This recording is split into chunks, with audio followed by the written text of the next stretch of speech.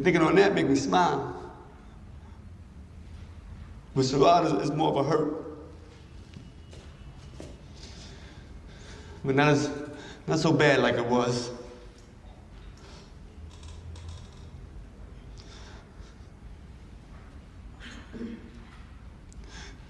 Ain't no shame in holding on to grief.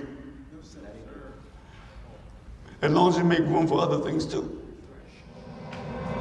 When you walk through the garden, gotta watch your back. Well, I beg your pardon. Walk the straight and narrow track. If you walk Alex Cottrell and Toby Huntingford present Caught on the Wire. This podcast is an episode-by-episode analysis of HBO's widely acclaimed TV series about the city of Baltimore, its people, and its many problems. Find more information about the show and all the episodes online at caughtonthewire.wordpress.com. Hello there, welcome back to Caught on the Wire. You're here for Season 5, Episode 9, Late Editions, the penultimate episode of The Wire and, sadly, quite possibly of our podcast. I am joined by Alex Cottrell, as always. How are you feeling, sir? Yeah, can't believe that we're, like you say, looking at the penultimate episode already. After all this time, we've got the finale right ahead of us, so I'll be delivering the recap for the last time. This is going to be your finest moment, as it were, the recap delivery. Hopefully it's down to a nice trim sort of set of sections, unlike last week. And of course this episode has been written by our usual penultimate episode writer, George Pelikanos, which means that you can expect plenty of tragedy. Oh yeah, it's high drama. This is, I think for me, the saddest episode of the show. I know Season 4 capitalised on that more in general, but this episode for me really does hit me hard. And it's just so measured and grounded as well, isn't it, compared to a lot of what's come in Season 5 before. They've been very frenetic in pace and quite fantastical, as we discovered with some of the episodes, like the Dickensian aspects. This feels a lot more grounded and is paced a bit slower, and it sort of gathers its momentum from two big events, one at the start, of course being the arrest of the Stanfields, and then one at the end being the reveal from Greg's, or the snitch from Greg's, of the whole serial killer scandal. So with those two big events in mind, it really does create for some great drama. And yeah, what an episode. Yeah, I think you're right. It's a case of, whereas the season thus far has built up this minor element of fantasy and stretching the boundaries of the believable, these last two episodes in particular are a lot more grounded, like you say, and there's quite a lot of action and tragedy and a lot of sadness and dealing with the way that characters' arcs have progressed throughout the show as a whole. There's a lot of payoffs, I think, in this episode, particularly for someone like Bubbles, whose story has been the epitome of tragedy for 5 seasons, and he finally gets a bit of closure here. Well, I mean, beyond Bubbles, we have characters like Dookie, Michael, and Marlo all having their sort of payoff moments, their character peaks, where we discover the sort of true character behind them. So it's some very, very important stuff happens within the space of this hour. So yeah, I'm very much looking forward to getting into it. We of course can't jump too far ahead without looking through our listeners' corner. Yeah, I think we've got a couple of messages. We heard from our beloved regular Damon, who's actually going to take us off topic a little bit. It's going to take us back about a year to Season 2, back when we were doing that in the early January of 2015. Just to sort of probe our mind about something, when Frank Sobotka got arrested, all of his stevedore people acted mad at him. Even when he went in and worked that ship, they were all treating him like they were mad at him. But why the hostility? His criminal dealings were all to protect and help them when they held a grudge when he got in trouble. What are your thoughts here? So I don't know if you've got a view on that, Alex, if you can cast your mind back to the Sobotka days. Well, thinking back to, because this is Bad Dreams. Yeah, I think so. Yeah, and I think I mean, I don't know what the reaction was when he was actually murdered in Port in a Storm, but I think obviously there was a more of an air of respect then. So I don't think there was much of that. But yeah, I guess it's all based around Bad Dreams, the stuff leading up to his death. Well, thinking back to the scene where he arrives at that hiring hall, and I think is it Nat Coxon is reading the paper, and it's got like the whole sort of Fed's interest in port corruption or whatever, which is obviously not exactly giving a good name for the docks, seeing as it's like this dying industry, and they're unlikely to be saved if they're being portrayed as a bunch of criminals. So that's probably one good reason why they may not be too happy about him. Obviously, in Frank's mind, he was always doing these things in order to help things survive. There were criminal dealings going through, but that's because it meant that they had value in a way that the kind of industrialized working class were slowly being forgotten because of all the things like this gentrification and the like. He was trying to make it better by giving them a use in some other way, and that just happened to be a criminal fashion. But because he got a bit carried away, the end result was that they ended up with a lot of police and federal attention on them, which obviously wasn't very good for saving them as an institution. So I dare say they weren't too happy with him about that. There is that comment I remember being made by one of the, just kind of like an extra, as he's there unloading from the dock, saying something like, that's a first, sweat from a checker, or something like that. So Yeah, I guess they're also seeing it as someone who hasn't humped around heavy boxes for some years, or maybe not at all. It's just an element of contempt for someone who's finally making a bit of a physical effort when they're normally sat in their cozy office or doing stuff that isn't physical labour. But more than anything, I feel like they were just confused as to why he wants to do it and why he wants to all of a sudden work a ship and let Little Big Roy get paid for it instead.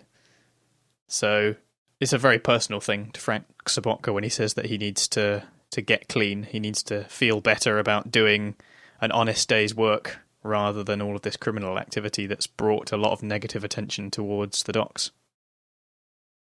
Yeah, it's true. I think it really does come down to that whole deception angle, and calling it deception makes it sound kind of negative, but obviously with Frank it was the most honourable form of deception you could probably muster.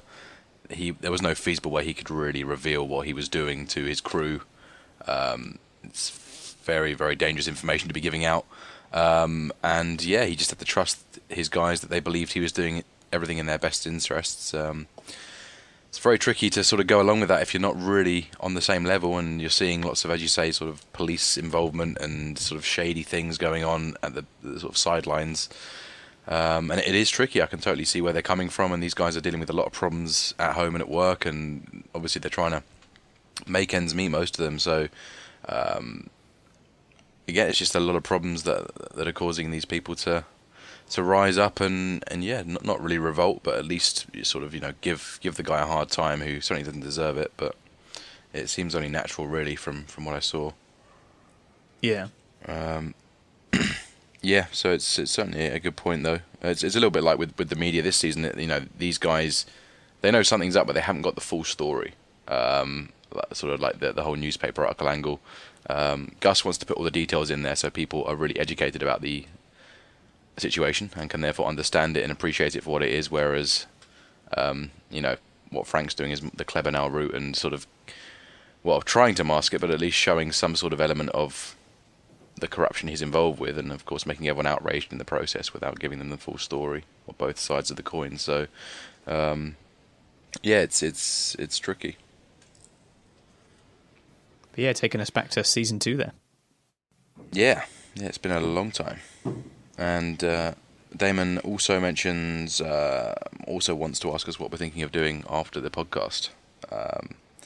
Whether we're doing some sort of retrospective or bonus episodes or something like that. I mean, we haven't planned to do anything like that. No, I mean, sadly enough, we sort of have said that we're thinking of letting it be at least for the foreseeable future, aren't we? Once we've sort of hit the end. Yeah, I mean, if there's maybe a bonus episode that we could do at the end, that if anybody's got any ideas or thoughts on what they'd like to see from a bonus episode, then it's something that maybe we could do at some point in the near future. Might be a nice idea. So if you've got any suggestions, then get in touch with us, and maybe that's something that we could do. But we haven't planned anything in relation to Caught on the Wire after the final episode. No, certainly. I mean, we could possibly do things sort of every so often. I think we'd certainly have to ditch the whole, at least attempt to do things weekly. It's quite a lot of work, I mean, in terms of prep, which is great to do, but after a year and a half of every week having to take that time out of your schedule, it is, in some ways, in only a few ways I won't miss it, most of the ways I will. So, yeah, I think the only thing we can say for certain is that we will be taking we're not going to be doing any kind of podcasting like this for a little while, because, like you say, when you've been doing it for that length of time, it's sad to stop doing it, because you become used to it. It becomes part of your schedule, and obviously, being incredible fans of the show, it's just a great pleasure to go through it in this way and to take a really critical view of each episode. But you also end up wanting a break, because it's there's an awful lot of work involved. You've got to prepare for the show itself. You've got to watch the episode very, very carefully. You're not kind of watching it like you would normally watch it. You're kind of doing a lot of stopping and starting and writing notes and checking information and trying to find more, trying to make connections between, say, certain actors or trivia about certain episodes or certain characters. And then when it comes to recording it, you've got to then edit it all together. You've got to get hold of the quotes. You've got to then upload it to wherever it needs to go. There's the blog, there's the website, there's responding to emails. There's a lot of stuff involved, and we're doing it for free. We've never had any intention to make any money off it. It's just something that we wanted to do and distribute to people. So with that in mind, it's that's why we've not really planned to do anything straight after, just because we need a break. But it might be nice to do a sort of short bonus episode at the end. If anybody's got any sort of retrospective podcast ideas that they'd like us to do, we'd be more than happy to hear them. And if possible, maybe we could do one extra bonus episode just to finish this off. We could call it a bit of a watch this space. Maybe not immediately. We might come back from time to time. So if you keep the podcast open in your app, whatever podcast app you're using, you may see an episode arrive every so often, perhaps. But yeah, I mean, in terms of the whole scheduling thing, as you say, I think we're going to have to ditch that whole sort of dedication side to it once we finish next week. So yeah. I mean, if you do want to know, if you do want to sort of stay in the loop about any bonus episodes or any future podcasts that we end up doing, the best thing to do is to just send us an email of some kind, so that you're kind of on the list of people whose email addresses we've got, so that if we do release anything, we can basically just send an email out to everyone and say, hey, there's this new episode, or we're going to do this new podcast, so that if it does happen, you'll be aware of it. Yeah, I think that's the best idea, really, because we just don't know at this stage at all. Perhaps we'll tragically miss it to the point of depression and have to go back. But so yeah, well, I guess watch this space is the answer. Yeah. All right, let's quickly hear from our second and final piece of mail. It's from Thomas Breeze, who has not spoken to us before, but here he comes. He's been enjoying the podcast for some time. Surely this show deserves this type of analysis. Just a quick note about a couple of things discussed recently. I think Kima's disapproval of Jimmy and Lester's rule bending is consistent with what we know of her. Instead of identifying Wee-Bey as one of her shooters, it was Kima in Season 1 who reminded Bunk that sometimes things gotta play hard. She refused to cheat, and she maintained integrity in the investigation of her own shooter. She was about that police work. My second comment is about attorney Billy Murphy. He's a legendary attorney and former judge. Most recently, he was on national news because he represents the family of Freddie Gray, the young man from West Baltimore who died in a police custody after breaking his neck during a rough ride in a police van. Rough ride being in inverted commas. Again, thanks for a great podcast. Like The Wire, I hate to see your show end. Yeah, thanks for getting in touch. So I think it's a great point about Greg's. The line that she makes about, sometimes things got to play hard is definitely true of her character, and it does tie in here. Like when she does kind of get it validated from Carver when she goes to speak to him about writing up Colicchio, but there's still that confidence in her principles about being honest.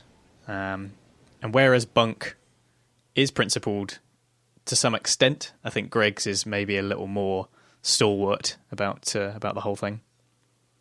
Oh yeah, she's more straight edge, definitely. And it's very good to be reminded of that season 1 moment with Weebay, which is the apex or the demonstration of that integrity, isn't it? Which I had kind of forgotten about, really, but it really does. It is an important step in getting to where she is in this episode, definitely. And they're definitely worth remembering. There are a couple of other examples as well, like when she gives the money to Cheryl after they've broken up, and she agrees to kind of continue giving her the back payments that she owed. It's kind of suggested from Cheryl that she didn't really expect that to happen at all, but Greg's felt that she had agreed to do it, and even though she's not in a relationship with her anymore, she's still interested in helping out Elijah. So she has that kind of honourable, principled kind of stance, and because it's not something that she tends to, I suppose, brag about or lecture people about. It's not very obvious, but it's clear through her actions. And I think it's only in this instance with McNulty where she feels the need to be very vocal about it.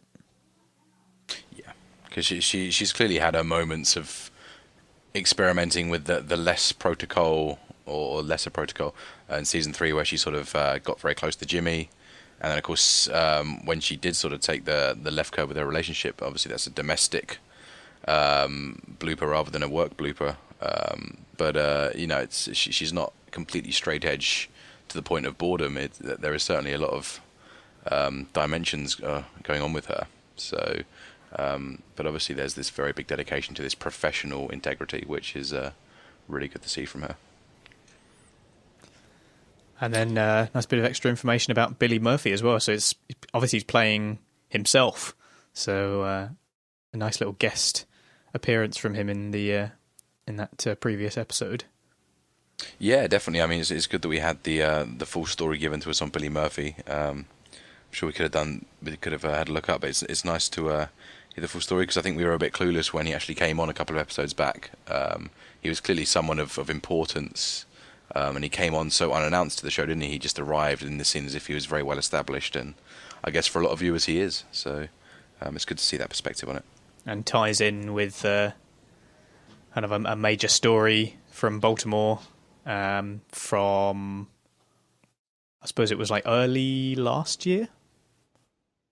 The story of Freddie Gray and the rough ride, as Thomas puts it. Yeah. Okay. Well, cheers for that, Thomas. Yeah. Thanks for getting in touch. Absolutely. Okay, guys, you've got 1 week left. We're going to be reading out the mailbag again next week, of course. But next week is the last week, at least for the time being. Without further ado, shall I pass over to you, Alex, for our penultimate recap?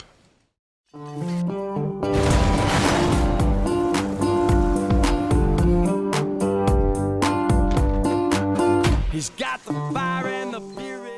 The recap this week is slightly different in the sense that we're not going to have any strands. It's just going to be section after section, because there's a lot of wrapping up, a lot of collusion of various institutions and strands that we would normally have. So when I was trying to break it up into sort of institutions or strands, it became a little bit difficult. So I ended up just putting it into sections instead. So it's just going to be section after section, and it's also sort of largely chronological to the episode as well, with a few exceptions. So if you're ready, let's get cracking. My last ever recap. Let's do it. Let's hear it. So we start with Sidner and his surveillance teams covering Marlo, Stanfield and his crew, whilst Freeman tracks their coded cell phone images from the detail office on Clinton Street. When Freeman notices a meet scheduled at a new and remote location, he guesses that he's onto Marlo's supplier. Pulling his teams off the street targets, he converges the resources on a warehouse near the marine terminals. Freeman joins Sidner and his surveillance force a few blocks away from a warehouse that Chris just entered. And Freeman orders the men to wait and watch if Chris feels the location is secure, as they are likely to see Marlo's crew arrive to pick up the resupply. After ordering the others to follow the Stanfield people or pull them over, seize the dope and collect their phones, Freeman leaves to come clean about his illegal investigation. We also see in that little bit as well, we have a very brief shot of Marlo actually preparing one of the clocks as well for an image. Yes, that's right. Yeah, we get to see him take a little picture on his BlackBerry, wherever he's got. I don't know why, but I kind of feel like Marlo wouldn't, or certainly shouldn't, really take those pictures of his clock quite so publicly. That's one letter away from being something very different, isn't it? Yeah. I mean, I guess he'd scoped the area and knew that he wasn't on anyone's camera, apart from the showrunner's camera. Yeah, I mean, absolutely. I think he perhaps thought he was a lot more insulated with those clocks than he obviously was. It's actually, of course, Spiros' scheme, isn't it? Spiros was showing him that back in episode 5. Perhaps he just took his advice a little bit too openly and sort of felt a bit invincible with this new code he'd found. It's all part of the demonstration as well, of how these institutions can become a bit complacent as they gain success. Yeah. Yeah, I mean, that ultimately was the downfall here, isn't it? I mean, there's not a lot they could have done to prevent these pictures being tracked by the technology at the police department, but I guess he did give up Prop Joe's original advice, ditch your phones, don't come back to him. And not to say that Spiros' advice was bad, because Spiros did make a very good point that you should be using your phone for mundane things that don't incriminate you, to at least kind of act as an alibi that you are a normal person. But again, unfortunately it did come and bite him. So this section it covers the initial sort of scoping of the resupply. Yeah, we have them sort of setting up around this old warehouse. It kind of ties in very nicely. Funnily enough, that we should mention season 2 earlier from Damon's email. It's kind of nice to. Well, I mean, it's not nice, but it's a good part of the show that we see these old Docklands buildings being appropriated as sort of drug supply centres, in the same way that Frank was appropriating the docks and trying to sort of make them useful by involving organised crime. Now a lot of these places that used to be, purely for industrial means have now become entirely for drug-related means. Yeah, it's quite telling, isn't it, really? It is nice that we do pop down to the docks again, just to remind us of the importance of Season 2 to the whole story, and that the Greeks are lurking, of course, behind this, not going to show their faces and expose themselves to this, but yeah, it's obviously it's an important illusion hiding behind this whole thing. And it's great seeing that opening, the sort of cold open where they have the final part of the investigation where we actually see them crack the Stanfields. And it's crazy the amount of techno noises that comprise the whole opening. It's far more technological bleeps and bloops than it is actual dialogue. Whether it's sort of the computer beeps on the wire, the noise of the picture messages being sent, Freeman clicking the mouse, the radio static and chatter on the police radios, the dialing tones and dialing beeps of all the wiretaps going off. I sort of sit back and realise how much of that goes on in the start. It's really making this big point about the importance of this technology, the power of this technology, and making it clear that the resources, when you have them, as McNulty has enabled them to, really do make this difference. And they've almost automated the whole investigation here in some ways. I'm not ashamed to repeat myself and say that The Wire in general just sounds fantastic. All of the audio design and everything is just utterly brilliant. I really like watching The Wire, as I have done whilst doing the podcast. More often than not, I've been listening to it on headphones, just to really kind of absorb myself in the sonic landscape of the show, because there's just so much going on in terms of the audio that just want to soak it all up. And like you say right at the beginning there, a large portion of the action, if you will, is being told through all of these technological noises. Yeah, it's sort of the next step of those visual investigation scenes that the show likes to do. Everything is being told this time through the power of technology, which is really, really cool. Yeah, updating The Wire as it's kind of like the most modern season, if you will. Yeah, and it totally puts it in stark contrast with the start of season 1 at the other end of the show, when they were knocking around with their typewriters and trying to get up on dusty tape recording equipment for their sort of stakeout jobs in the ghettos. So, yeah, they've come a long way. Okay. And cool. Yeah. So, is that it? Did we get the bit where Lester briefs them on the case just before they head in? Sort of telling them that these guys are dirty no matter what, so tail them. That's and right. Yeah. See if they expose something else, but if not, just jump on them, arrest them instantly, and make sure that you get the cases in the phones. You don't want to delete anything. It's just his he just lives and breathes for investigation. I mean, it's just absolutely fantastic to hear Freeman sort of delegating here. He absolutely nails it. Yeah, Freeman is a pleasure to watch in this episode, and like I said before, how we have this comparison of McNulty and Templeton, where Templeton is obviously a big liar, but he's not really thought it through, and his attempts certainly don't fool Gus and a few other people. So in that sense, he doesn't really succeed in the same way as McNulty and Freeman, whose deception is actually carried out, more or less perfectly at this stage, because they have the position where they can track them.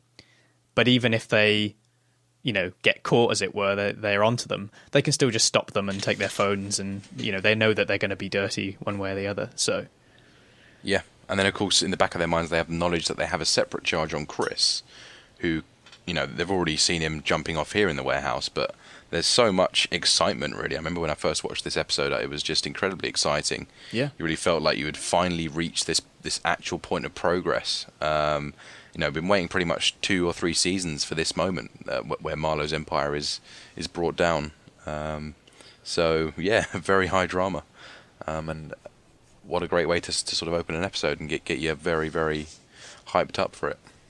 And of course that's combined with the other element of excitement, which is as much dread as it is excitement, where Freeman admits that it's time to come clean and fess up, as he puts it, about everything that's been going on. Yeah, I mean, it's obviously not a nice thing to do, but being as pragmatic as he is, he knows that now or never is the time to kind of, make this official with the bosses. Otherwise, they're not actually going to be able to authorize any of these arrests. So, again, it's just another shrewd maneuver from Freeman, who's really got his head in the game when it matters for this investigation. And of course, I'm sure Lester, his mind is whirring about the connection between Marlo and the Greeks, having gone down to this sort of season 2-esque location. I'm sure there's a whole number of things he'd like to investigate following on from this to try and crack the Greek Empire, but we don't get to see any of that, unfortunately. Freeman loses his job very swiftly. Yeah. All right, shall we move on to the next section? Yeah. So then we have Snoop and O-Dog meeting with Levy in his law office to prepare O-Dog to take the rap for Snoop and Chris Partlow's weapons charges. With the lack of priors, the foreman faces a few well-compensated years in prison. And meanwhile, inside the warehouse, Chris inspects the delivery, which is more than 100 kilos of raw heroin hidden inside new refrigerators. When the Greek delivery men tell Chris he can count the packages, he leaves without a word. Later, Monk and Cheese arrive at the supply warehouse, offloading the product and quickly leaving. Sidner and his officers split up to tail the lieutenants.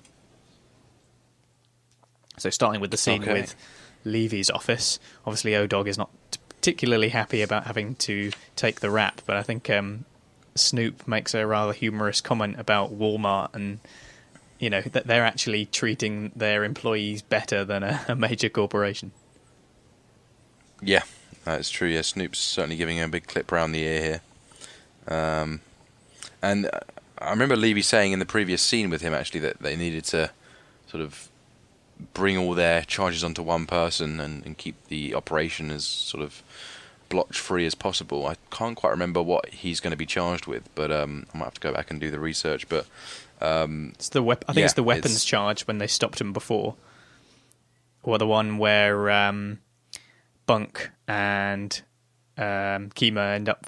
They sort of open up that compartment in the car. Right, okay, and they yeah. find the weapon in there, and it's just it's a sort of a concealed weapons charge, I guess. Right, sure. So we're going back to season 4 with that. Okay, yeah, that makes sense. So that's kind of what they're putting on O-Dog, and because he doesn't have any prior convictions, he's not. He's also useful as a fall guy because he doesn't have to be in prison that long. Yeah, so it's the least damage possible. Yeah, so it's very good sort of damage avoidance by Levy there. It's also Herc making a comment about the fact that if you get injured because O-Dog is obviously on crutches here because back in the firefight with Omar, he gets shot in the leg, so obviously he's still incapacitated from that. And I think Herc makes a comment about the fact that if you get shot in the line of duty in the police, you get pampered essentially. And Levy says that Marlo runs a tighter ship. Which is, of course, a very nice comment. So I think it's leave pay and you get a free choice of your next assignment once you're fit again. Yeah. So it's rehashing that that original Carver quote from season 1 about they get beat, they get killed, we get beat, they give us pensions. Yeah. So it's that idea that how can you possibly win when the other side just engages in far more brutal behaviour? The consequences for not performing are just so much more. Carry so much more gravity to them. Yeah, but they're often fatal. Yeah. Especially if you're part of the Stanfield organisation where everyone's sort of terrified of being assassinated if they put even the slightest foot wrong. Yeah. Absolutely. It's a very good point to make, and of course Levy is very schooled up on everything to do with this, so great character. And then we also go back to the resupply with Chris, who makes a bit of a frosty entrance. There's sort of this sense of distrust between Chris and whoever it is that's resupplying. We assume it's probably one of the Greeks' crews. But I guess there's a sense that they're still very new to the whole connection, and that Prop Joe, I guess, is established relationship is still sort of being ironed into a new one, I guess. Yeah, there's like that massive amount of heroin being hidden inside these fridges, and Chris doesn't really feel the need to say anything at all and just leaves, which, like you say, does come across as a little bit hostile, maybe. But I suppose they've only recently started working with them, so I guess they don't have the same kind of working relationship. And also, what we know about both the Greeks and the Stanfield organisation is that they're not really all that personable on either side. Yeah. You wouldn't want to get to know each other too closely, I guess. We have a random sort of interlude with Dozeman, who keeps getting bitten by mosquitoes. Yeah, he starts stripping off eventually. I'm not really sure if that's meant to indicate something of a deeper meaning. I didn't pick up on anything, but it's too random to sort of. Yeah, it's bizarre. I was thinking the same thing because it's quite a random thing to just have happen in the middle of a scene, but fair enough, I guess. I couldn't really think of anything myself. And then I like that we get, obviously, the demarcations between the west side and the east side resupply with Monk and Cheese doing their bits each. So good little scene. And then they end up splitting up to tail them so that they can... they end up obviously getting their phones and arresting them as all the busts happen. Yeah, that's right. So I like the fact that we get to see all of these separate arrests simultaneously. This is where the satisfaction is. Even we get to see Bunk's sort of separate arrest of Chris, which he's clearly been waiting on for a long time because he coordinates it perfectly with the other guys. And Freeman, of course, making it satisfyingly clear to Marlo that he's cracked his clock code. taking some real pleasure in that moment. Okay, well, we'll look at that in more detail soon, but Okay. now we'll move on to a little bit with the Baltimore Sun and Dookie. So we have Gus Haynes welcoming the paper's London bureau chief Robert Ruby back to the States since his office was shut down. After a few minutes complaining about their parent company, Gus asks Ruby to look into Scott Templeton's reporting to check its accuracy with a fresh set of eyes. Ruby warns him that chasing the reporter might cross executive editor James Whiting, but the displaced bureau chief immediately heads to the library to order up the sum of Templeton's work. Meanwhile, Dookie rides the Araber's cart and stops off at the junkyard to steal metal. He hustles over the barbed wire fence, snagging his hand as his new boss urges him on. He passes as much scrap over the fence as he can and bails out. Okay, so this is very much Gus's sort of investigation, personal vendetta episode. We just have this sort of random character who shows up sort of conveniently at the last minute to help build this case against Scott. It is a sort of very, very helpful for him to have a comparatively neutral party turn up so that they can do some investigative work and doesn't rouse suspicions amongst anyone in his immediate staff. Yeah, definitely. It's also gives them a chance to do a little bit more bemoaning of their industry, as he came from the Kensington office in London, didn't he? Which was sold off by Chicago and caused him to come back to Baltimore. So yeah. And yet again, we see this industry shutting down as Gus is trying to save its integrity at the same time. And he's like building his own case against Scott. It's almost like, I mean, I've said before how there is a certain comparison, kind of a tacit comparison between reporters and detectives. And Gus definitely feels like he's building a case here against Templeton. He's gathering his evidence. Yeah, that's a very good point. It's not nearly as enthralling, I think, as the police stuff, but it certainly is a natural thing to do, and I guess he's decided to really make it a thing because he was very much struggling with the morality of calling another reporter a liar. But I guess if you kind of know they're a liar, you have to do what you can to prove it if that really does bug you. So, he's going for it. And obviously, this Robert Ruby guy ends up.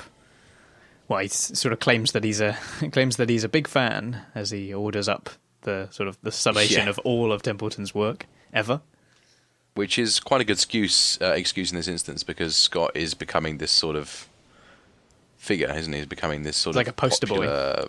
Yeah, definitely. Yeah. So in that sense, it's a fairly plausible excuse actually.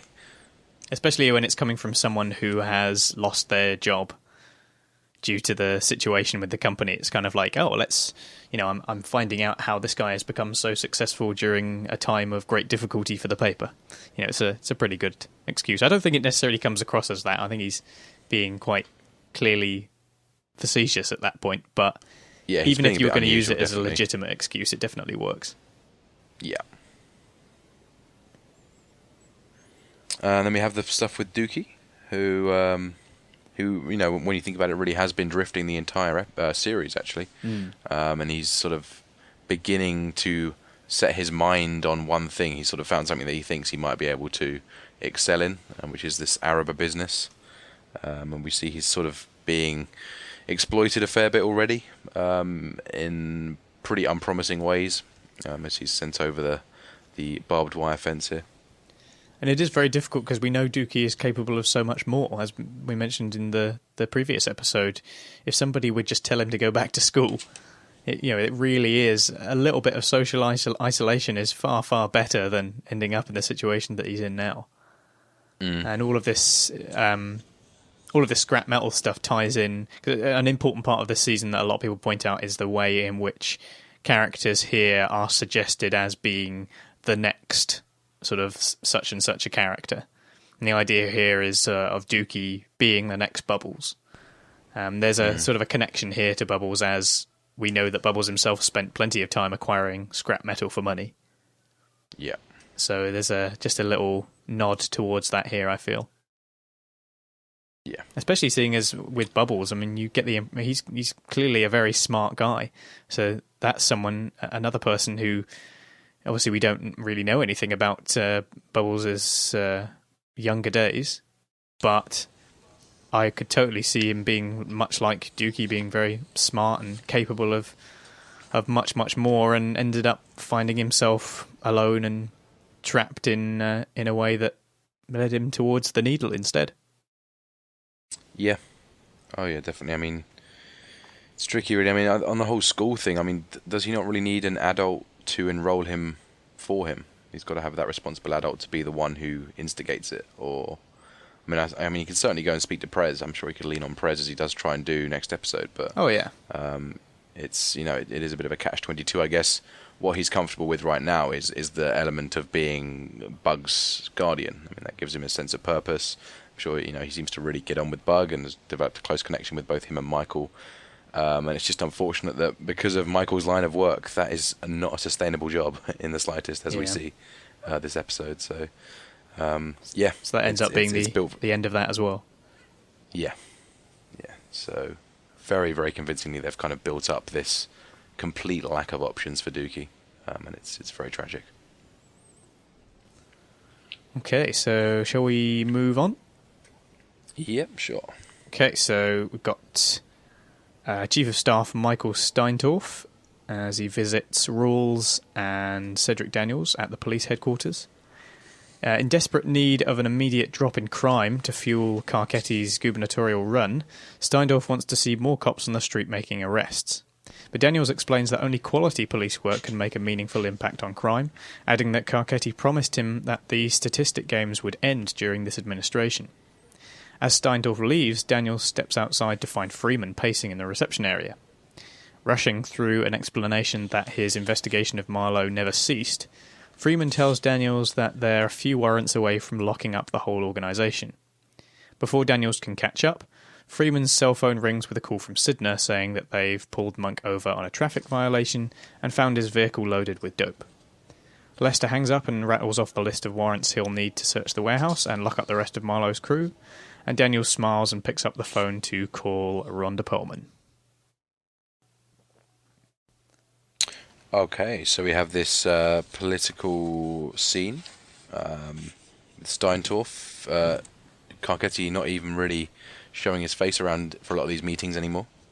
Letting Steintorf do all the talking for him. It's just excuse after excuse, isn't it? The school deficit being used as the excuse for a lack of funding for the police, and then the police, of course, saying that the lack of funding has crippled us in terms of getting your crime down. But I guess what the show has taught us is that there'll always be an excuse to use a rainy day fund. They're talking about these things as if they're extenuating circumstances, but from all we've seen is that this is a constant thing, and that there'll always be some sort of crisis to have to, put the finger in the leaky hole.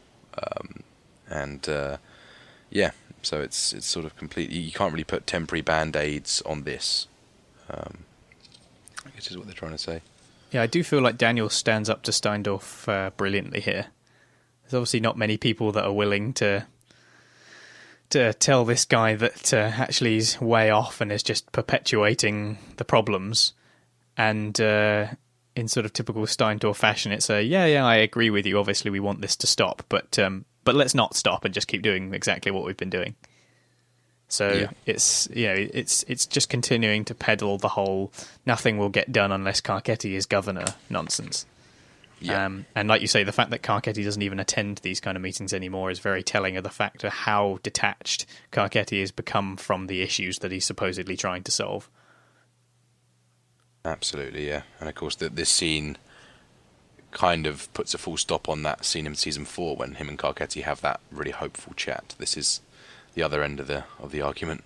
It is quite nice, though. There's almost a bit of divine intervention when Steintorf says, if you don't put a temporary band-aid on this, no one is going to be in a position to reform anything. Be creative, are the words he leaves them with. And I guess that infers duking the stats, perhaps. Yeah, I think we know what that means. Yeah, but when Daniels pops outside, of course, he gets his creative solution right there from Freeman, which seems to almost sort of cause Daniel to faint when he first hears about it. But, ironically, it's delivering on that instruction to be creative, and that's exactly what they've done. Not only is obviously catching Marlo going to solve a lot of problems of crime in the city, but it's going to give Carcetti that new headline that he's looking for about crime. In fact, it might even account for a 10%, loss in crime. This may well be just as big. Yeah, it must be very difficult for them to have to deal with even more bullshit once again. Daniel's coming to terms with the fact that all of these promises being made about no more stat games is something that I think he could be told by almost any mayor, and especially us as viewers of the show, you do start to lose a bit of faith. It's almost like at this point, even though obviously we're kind of right at the end now, you do come to the realization that you're like, why do I do this to myself? Why do I watch this show that has got nothing but punishment for me?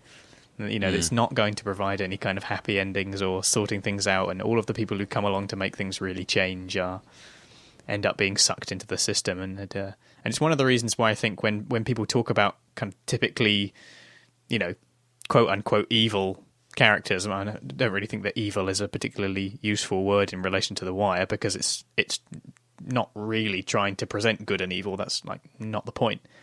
But in terms of the more dislikable end of the scale, Steintorf is not a name that normally comes up. I mean, it's easy to pick out, say, Clay Davis, or some people pick on Burrell, for example, but I think we've discussed quite at length how Burrell is actually quite a sympathetic character once you get to understand his position.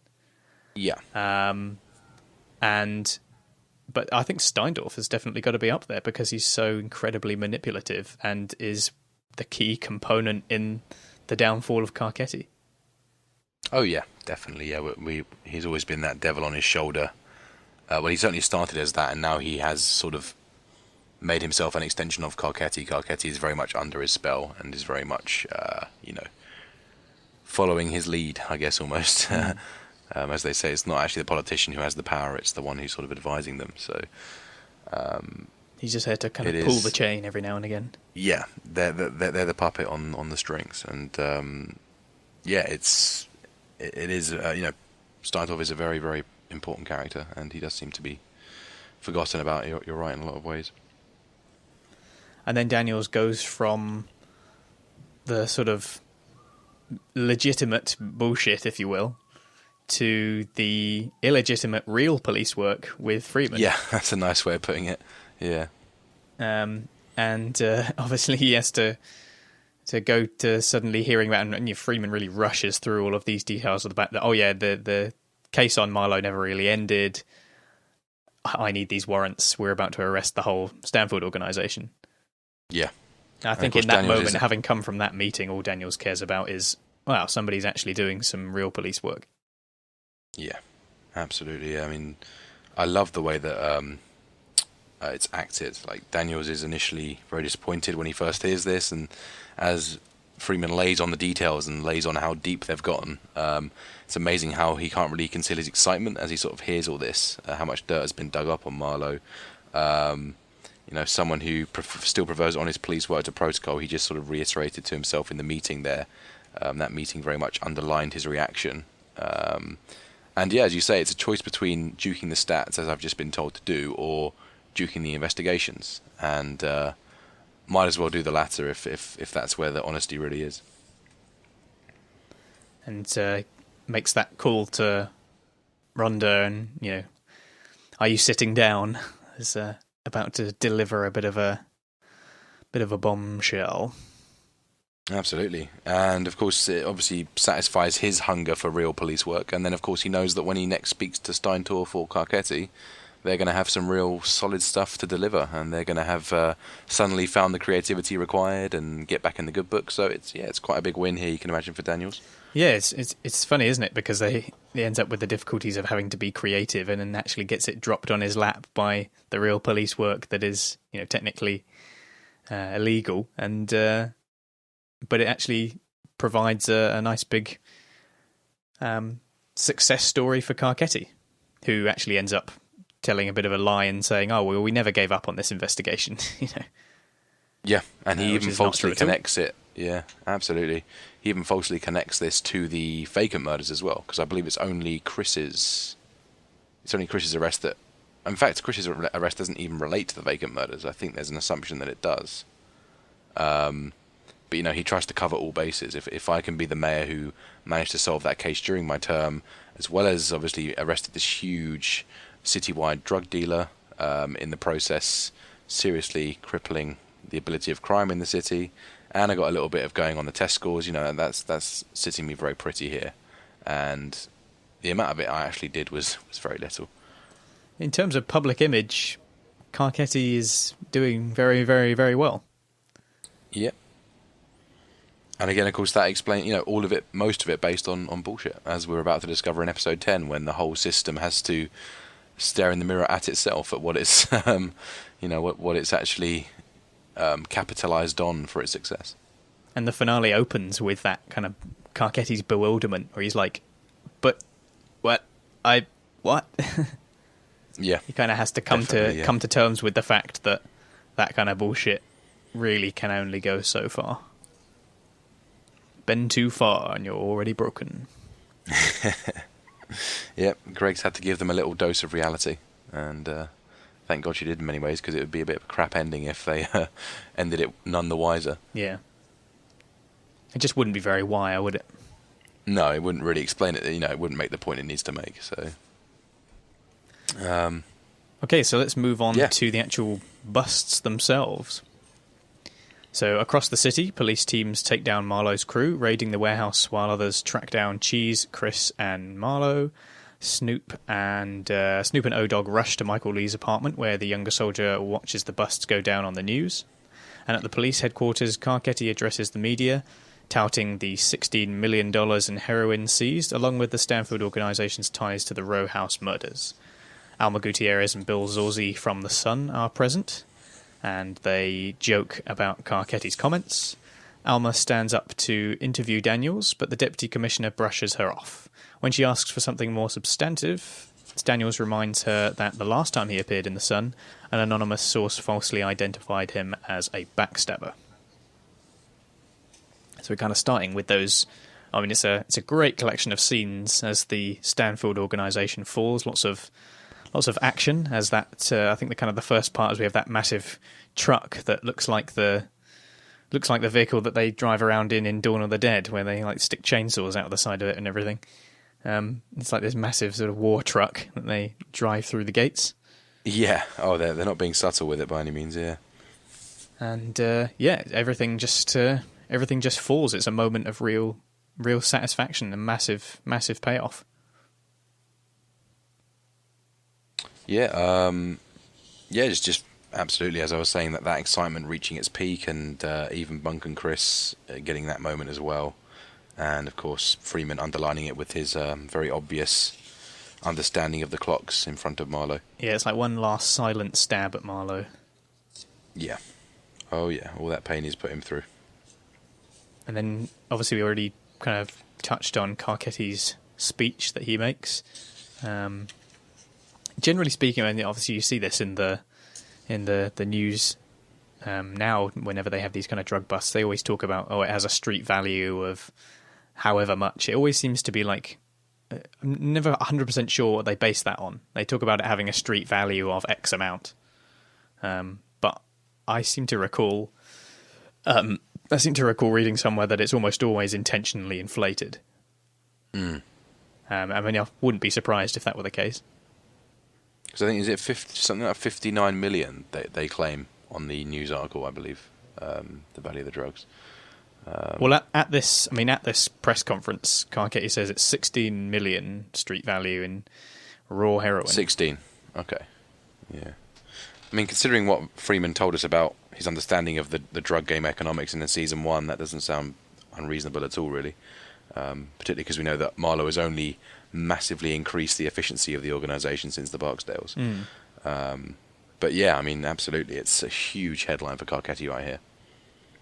And we have Alma and Bill Zorzi kind of taking the piss, obviously not taking it entirely seriously. dealing with the cliches that are being made. It's like, don't forget to talk about the communities. And Carcetti, getting very excited about his big headline. Oh, absolutely, yeah, undercutting that sort of politics conveyor belt, isn't it? Yeah, and the all-powerful journalists. And yeah, as you say, there's the moment with Daniels as well. Whilst I understand that Daniels may not want to communicate at great length with reporters who, to him, branded him as a backstabber once before, I do feel like it's a good day for the good guys. Is a proper cringe line to be hearing from Daniels. It just doesn't sound like him at all. Makes him sound like an absolute cartoon policeman, doesn't it? Yeah. Maybe it's just Carcetti rubbing off on him, but yeah. But it's a pretty cringe-worthy line, I think. Yeah, and already we're seeing the damage remains, the aftermath of Templeton, obviously having caused this without anyone really realising at this point. Otherwise, Daniels would have probably been very receptive and given some great information. It's nice to see those consequences carrying on through, thanks to Scott's desire to create a juicy story, truthful or not. Definitely, yeah. And of course, yeah, we get as you mentioned before, the whole line, which is kind of painful to hear, when he says, "We did not give up on that investigation as we remain committed to, police work throughout the city."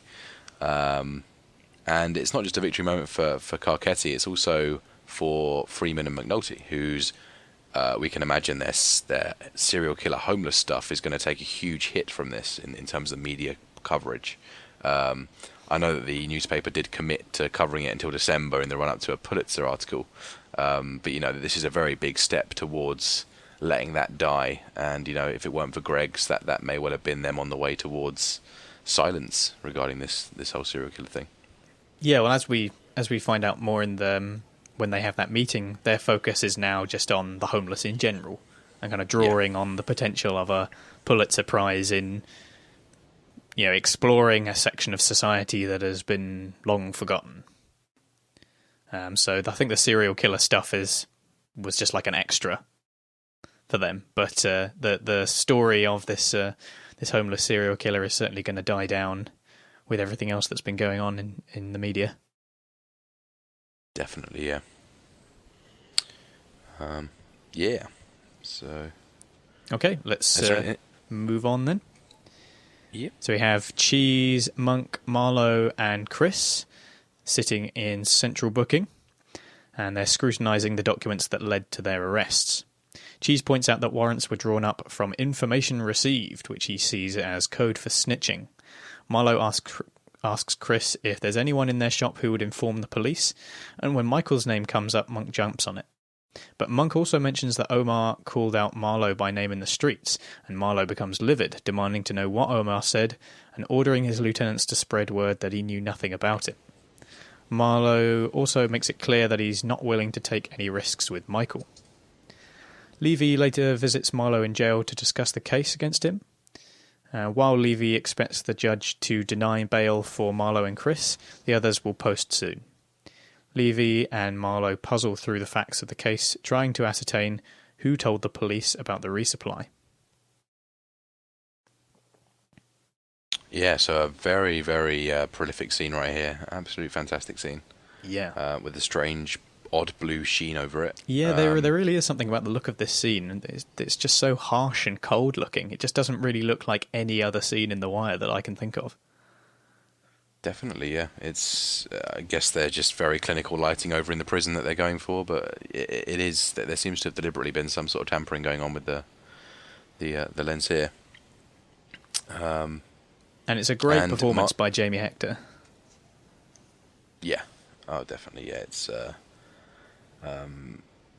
again a fantastic sort of apex of the character for Marlo, and a great answer to our burning question from last week about why Chris and Snoop were so uptight about the whole thing with Omar. We see that Marlo has genuinely been insulated from the street throughout Omar's rampage, and is none the wiser. And Chris, of course, looks like he's about to crap himself when Monk speaks to the fact that Omar was calling you out. And yeah, we can clearly see why Snoop and Chris were so withdrawn last week. Yeah, I do wonder whether just, in their minds, they were thinking that Marlo maybe doesn't realise that having become such an important figure in the drug world and having become a bit of a kingpin and become so untouchable that he actually has become quite detached from the street, whilst at the same time relying on the importance of his name in the street and feeling like he is attached to the street in that way. But in fact, he's not really. He's not really in the street. He's not really dealing with that. He is very much separate from it. And I think maybe they didn't want to break that illusion for him. They didn't want to make him feel, first and foremost, that he wasn't connected to what was going on in the street. He didn't, he didn't need that on his mind, as they say. Yeah. And obviously, clearly, he's going to be getting pretty angry about it. I get the impression that it's a lot of various anxieties that potentially boiling up over time, and this is just all of that spilling over here into this sort of tirade. We've never really seen Marlo in this state before, but he is absolutely livid. Yeah, really puts an interesting spin on his character. Reveals so much about his underlying psyche. Definitely. There has been a couple of friends who watched it who found him to be pretty uncharismatic and generally quite boring, particularly through season 3 and to some extent through season 4. And I think in the space of a couple of lines here, this really makes up for that, and you suddenly see what the way Marlo thinks about things, the way he has absolutely maximized what having an ego can mean. His name is his name, full stop. And yeah, it's incredibly frightening. You can see Chris is absolutely fearful for his life right here. Yeah, I mean, you have someone like Monk who is pretty damn fierce, coming across as a sort of almost coming across like a scared little yo boy here. Like he's just kind of like doesn't want to say anything that will get him shouted at. Yeah, so Monk is very bold to have said this. Yeah, well, or foolish. Yeah. Yeah, I think so. But I think the key to understanding Marlo, obviously you were saying that he doesn't really have the kind of charisma that you would expect from someone at that level that you see with someone like Barksdale, is that there's everything that Marlo does is very deliberate. There's no wastage. He kind of he doesn't feel the need to have that kind of charisma because it's all about the actions that he takes. It's all about this is happening, this is happening. This is happening. It's not like, this is happening and I'm going to make you feel comfortable with it. It's like, no, this is just going to happen, and if you don't, I'm going to kill you. So there's just no wastage. It's just all everything is very deliberate. There's no flash. There's no need to show off. He doesn't do any bragging or anything like that. It's just pure and simple. Just wants the power, and he wants it in a really clinical, cold and harsh way, kind of like the sort of visuals in this scene. Yeah. I mean, as you said, I ain't one for sentiment. I guess why would he waste resources on conveying false emotion if he doesn't need to? He's just going to live his life, and only when he really is completely rattled, when he's had 2 years of being this untouchable godlike figure that's been nursing his ego perfectly, and finally someone has spoken out against him, and it's absolutely destroys his ego. So it's very, very interesting to see. It's what makes these final episodes so powerful, is that you're just getting these, the way that the arcs have continued is that because of what we know about Marlo, when he does sort of blow up here, it's massive, because you really do feel that if he is getting that angry, then it's for a damn good reason. And like you say, because of the crippling effect on his ego, which he is just not accustomed to, he's not happy to have to deal with at all. It's you really can't help but be affected by it. Yeah, I think it's quickly worth sort of breaking down the whole "my name is my name," and obviously it's the sort of the apex of the ego, where your name means everything, you are everything, and comparing that with, of course, the "my name is not my name" line from Spiros. That's right. Yeah, towards the end of season 2, and I think each line stands for a different thing. So you have Spiros' line standing for the ultimate end game of profit, whereas Marlo stands for the ultimate end game of power. Yeah, absolutely. Absolutely. It's two very different viewpoints. For Vondas, the name is a tool, and for Marlo, the name is something sacred. Yeah. I mean, the name is who I am and how I communicate power to the world, sort of thing. Yeah. I think that's a really, really nice sort of connection to what's going on there. And I think there's plenty of connections to season 2. I like that we're kind of reminded of the importance of season 2 in this episode. Definitely, yeah. Anything up there's the... Well, we have Levy visiting Marlo, and they kind of talk about exactly how they've ended up there, exactly how the information has been obtained. At this stage, Levy is kind of saying, well, they didn't have a wiretap, so somebody must have snitched. Obviously, thanks to Herc, he ends up finding out that something shady must have been going on. But, we kind of find out that there's so few people that knew about this kind of information, and all of these people that are people that Marlo trusts implicitly, that it ends up being made clear that something else has been going on just by process of elimination. Definitely. I like the fact that, true to smart form, even before they speak to Levy, they're very interrogative of the sort of language used on the police statement, and they're very, very quick to find fishy details. And this source of information is sort of a bit of a field day for Levy, who can really try and exploit this, and he certainly does. Sort of illegitimate investigative means. And struggling very hard to come up with a likely snitch, which is why it may well be fishier than as they think it is. And I do like how this scene very pointedly dangles Michael's fate in front of us as well. Sort of puts us onto that inevitable Wire-esque, here we go, here's the next death based on sort of suspicion, insulating this powerful institution, and it doesn't quite end up like that. Yeah, like you say, it is put in front of you as a bit of tension, as this is who's next. But fortunately, if you see it that way, then Michael is a bit quicker off the draw, learnt from the best. Yeah, which is fantastic. So I guess that this sort of scene leads on to the whole Herc probing Carver for information, but I guess we'll get to that a little bit later. We'll move on to a slightly larger section now. So at the homicide unit, Jay Landsman steps up to McNulty's desk, pointing to Bunk's murder charge on Chris and demanding the same sort of progress on McNulty's serial killer case. When Landsman leaves, Greggs asks McNulty how long he plans to waste manpower chasing his fake killer, and he promises the case will die down.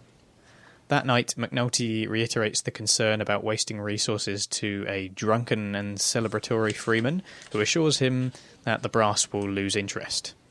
Later, Landsman sends McNulty out on a call for a dead homeless man. The detective protests, knowing that the body can't provide any leads, but he has no choice. And as McNulty leaves, Greggs sarcastically asks whether it's a waste of his time. When he arrives on the scene, McNulty confirms with Christensen that the body is not one of his. At a student debate competition, we see Naaman Bryce delivering a rousing speech about fighting AIDS in Africa, whilst Bunny Colvin and his wife look on with pride. The deacon is also present. Midway through Naaman's delivery, Carcetti arrives and waits by the door, distracting Colvin. And after the event, as Colvin and Naaman walk to their car, the mayor breaks away from a Q&A session with reporters to catch up with the former district commander. Carcetti apologises that he couldn't do anything with Colvin's experiment legalising drugs in the Western, but Colvin has little to say in return. So we've got McNulty getting a little bit more shit from Greggs and having to go and find a body that he knows is not related, and then we see what has happened to Naaman. It's kind of the one good story out of all the kids. Yeah, Poot and Naaman seem to be the two that sort of rise up, the few good tales. Yeah. McNulty appearing quite late into this episode, actually. He's been hiding away. I guess that sort of speaks loudly to the scene that he eventually appears in. He is the mastermind behind the recent victories, the recent arrests. yet he's not going to be spared any of the recognition for it. Landsman is very quick to congratulate Bunk and Greggs on their dedication to what he considers to be real police work, and McNulty's clearly not happy about this. Once you've achieved something this great, which in many ways it is great, you really do want even those that know about it to actually give a shit about it, but in many ways they are, particularly with Greggs, very, very angry. And yeah, again, she makes a like very Marlo's. cutting comment to him about whether it would be a waste of his time to go and see that other body. Yeah. Definitely. As similar to Marlo, it's a bit of an ego-wounding scene, I guess. It's sort of the end game that wasn't quite what you expected. And we see Christensen at the scene of this this homeless guy. And those business cards on the ground obviously suggest that this is the same unstable homeless man that we first saw in Transitions. Go with all the business cards. Totally missed that. And although we don't see his face, I mean, Silly me. there's a bag of business cards that's just, I mean, it's got to be him. Yeah. Is that one connection too many? Maybe. Oh, it's pretty cool. And of course, we get a classic, well, certainly a memorable Freeman moment where he's drinking with McNulty. Although McNulty again not indulging in the alcohol at the moment, you can really tell that McNulty's actually been cut pretty deep by the whole affair with this serial killer and the Stanfield organisation. Like, he's actually seriously thinking about everything that's happened. He's clearly not very proud of himself. Following on from what he was saying to Beatty in the previous episode about starting off thinking that he was the hero of the story, and now he's really having to consider everything that's been going on. And this kind of moment of real reflection and tragedy for McNulty has over the top of it this sort of memorable Freeman moment of his I do believe Lester Freeman is in the mood for love. Yeah, I do love that line. Yeah, it's just it seems that the ultimate lesson he learned through what he did is sort of a life lesson for himself. And I guess what he's considering here is that, I mean, he's victorious. He's done something very good. He's not going to get recognised for it though, and it hasn't really affected what BD talks about as the people that are close to you, the family. It doesn't, it's not contributed towards any of that. It's not really going to affect my day-to-day life. And in the process of being a hero, he's managed to alienate himself from his family and his closest friends. I guess Freeman's just lucky enough to have jumped on the train. He's got kept focused on the investigative side of it, so he's able to appreciate the victory for what it is, in a very healthy way. So it certainly sort of leads me to think back to season 3, back to that quote. Life is what happens when you're waiting for moments that never come. And this is Jimmy still not having learnt that lesson. Yeah, here instead we get it's the journey, not the destination. Yeah, definitely. So Freeman's still trying to impart that wise life advice that maybe now is slowly starting to creep in for McNulty. I think so. I think finally it's getting into him, definitely. And it's just a shame that it had to reach this stage in order for that to be the case. Yeah, he had to do something big, something that would really completely ruin his personal life. Not just with family, but with friends, for it to really work, it seems. Because that's what McNulty does. And I do like the line with, as you say, I do believe Lester Freeman's in the mood for love. And interesting to acknowledge that Chardine still exists, because we haven't heard from her in about 3 seasons. And they never touch on Freeman's personal life, but hey, it's nice to hear that she's still there. An important part of Lester's life. One wonders if their relationship was affected at all by the whole serial killer plot. Yeah, I think he may well keep his work at work potentially, but it's impossible for us to know. Well, obviously Freeman is clearly a bit more responsible with that sort of thing. Yeah, definitely. And of course we will see Chardine in a cameo next episode. So that's right. Yeah. Yeah. So then we move on to the scene at this student debate competition. And as we mentioned before, we get this kind of success story from Namond, who, although is often said by fans of the show as being, the least likable of the four kids that we meet in season 4. I mean, you can't help but be really, really happy for him here, having escaped that life and using the smarts that he's got to do something genuinely useful. And Colvin and his wife are clearly very happy about the decision that they made, very proud of him. And then Carcetti showing up for a sort of a media spot, I suppose. Yeah, it's real.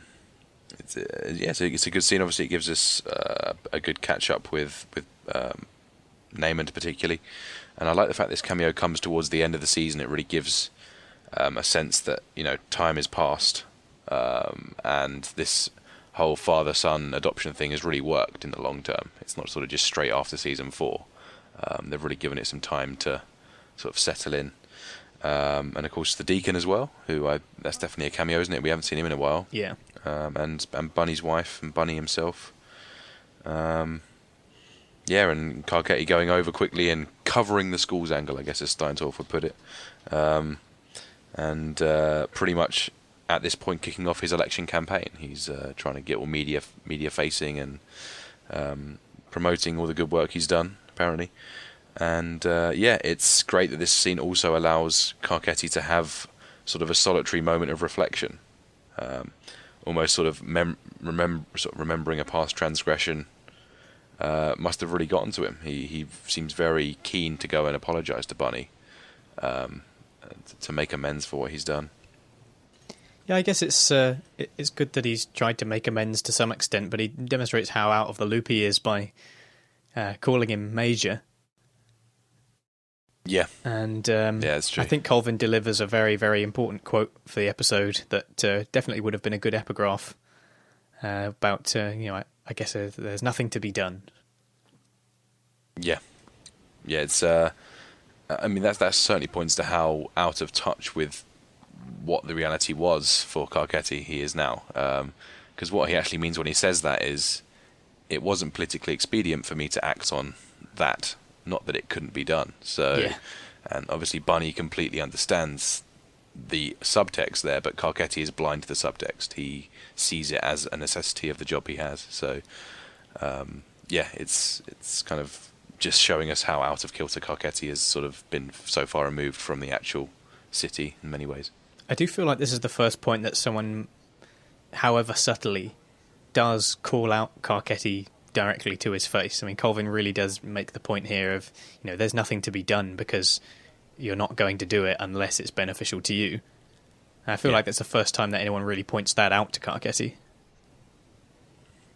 Oh yeah, he certainly seems to wound him a bit. He seems to sort of reflect, have some sort of self-awareness, and it's very much similar to McNulty at the train track having the drinking session. It's that sort of thing, I think. Yeah. So perhaps Carcetti came over to him thinking he could use Bunny to throw him into an even better light, but in terms of the media, but that's perhaps a bit too cynical. Yeah. Okay, so let's move on to got a slightly larger section here. I was quickly going to say we have the evacuation thing come full circle, don't we, with the Christensen murder? Yeah, that's right. Yeah, we kind of get a nod to Jay Spry talking about how you can evacuate a building but not a person. That's right, yeah. So, I mean, McNulty is very quick to dismiss all this stuff, isn't he? Oh, it's nothing to do with it.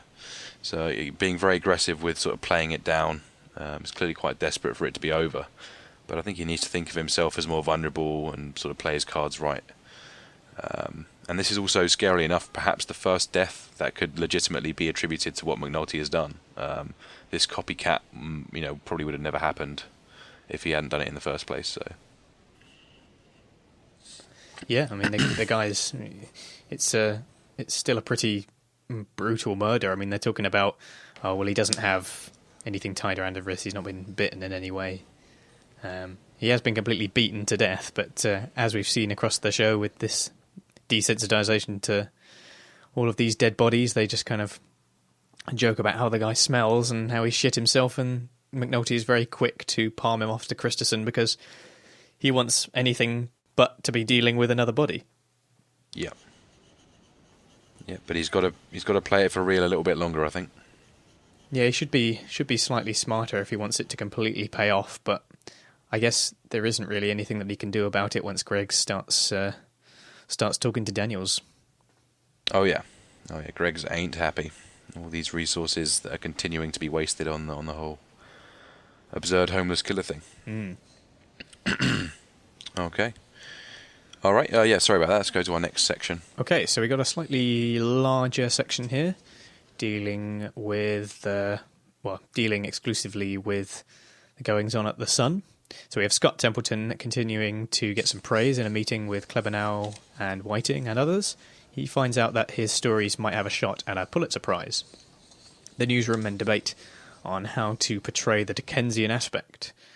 Haynes scratches the quote Alma received from Daniels and continues giving Templeton cold looks. And later Haynes meets with Council President Nerese Campbell for lunch at Werner's Deli. Under the guise of seeking information on the upcoming mayoral race, but really trying to validate Templeton's facts, Haynes lets the interview drift towards the subject of Daniels and asks whether the deputy commissioner deserves a promotion after undercutting his boss. Campbell replies that she'd wondered where that information came from, given Daniels' solid reputation. Haynes, with his suspicions confirmed that Templeton had fabricated an anonymous source, nods. Gus then returns to the newsroom, and when he asks Templeton about the paperwork he requested to fact-check the reporter's homeless Marine story, Templeton says it will take at least 3 weeks. Haynes goes on to find Metro editor Stephen Luxembourg and says he needs to get into Walter Reed to interview a veteran. After the hospital's national scandal, Luxembourg tells him no one will speak to a journalist reporting on a story, but if it's off the record, he can get Haynes in.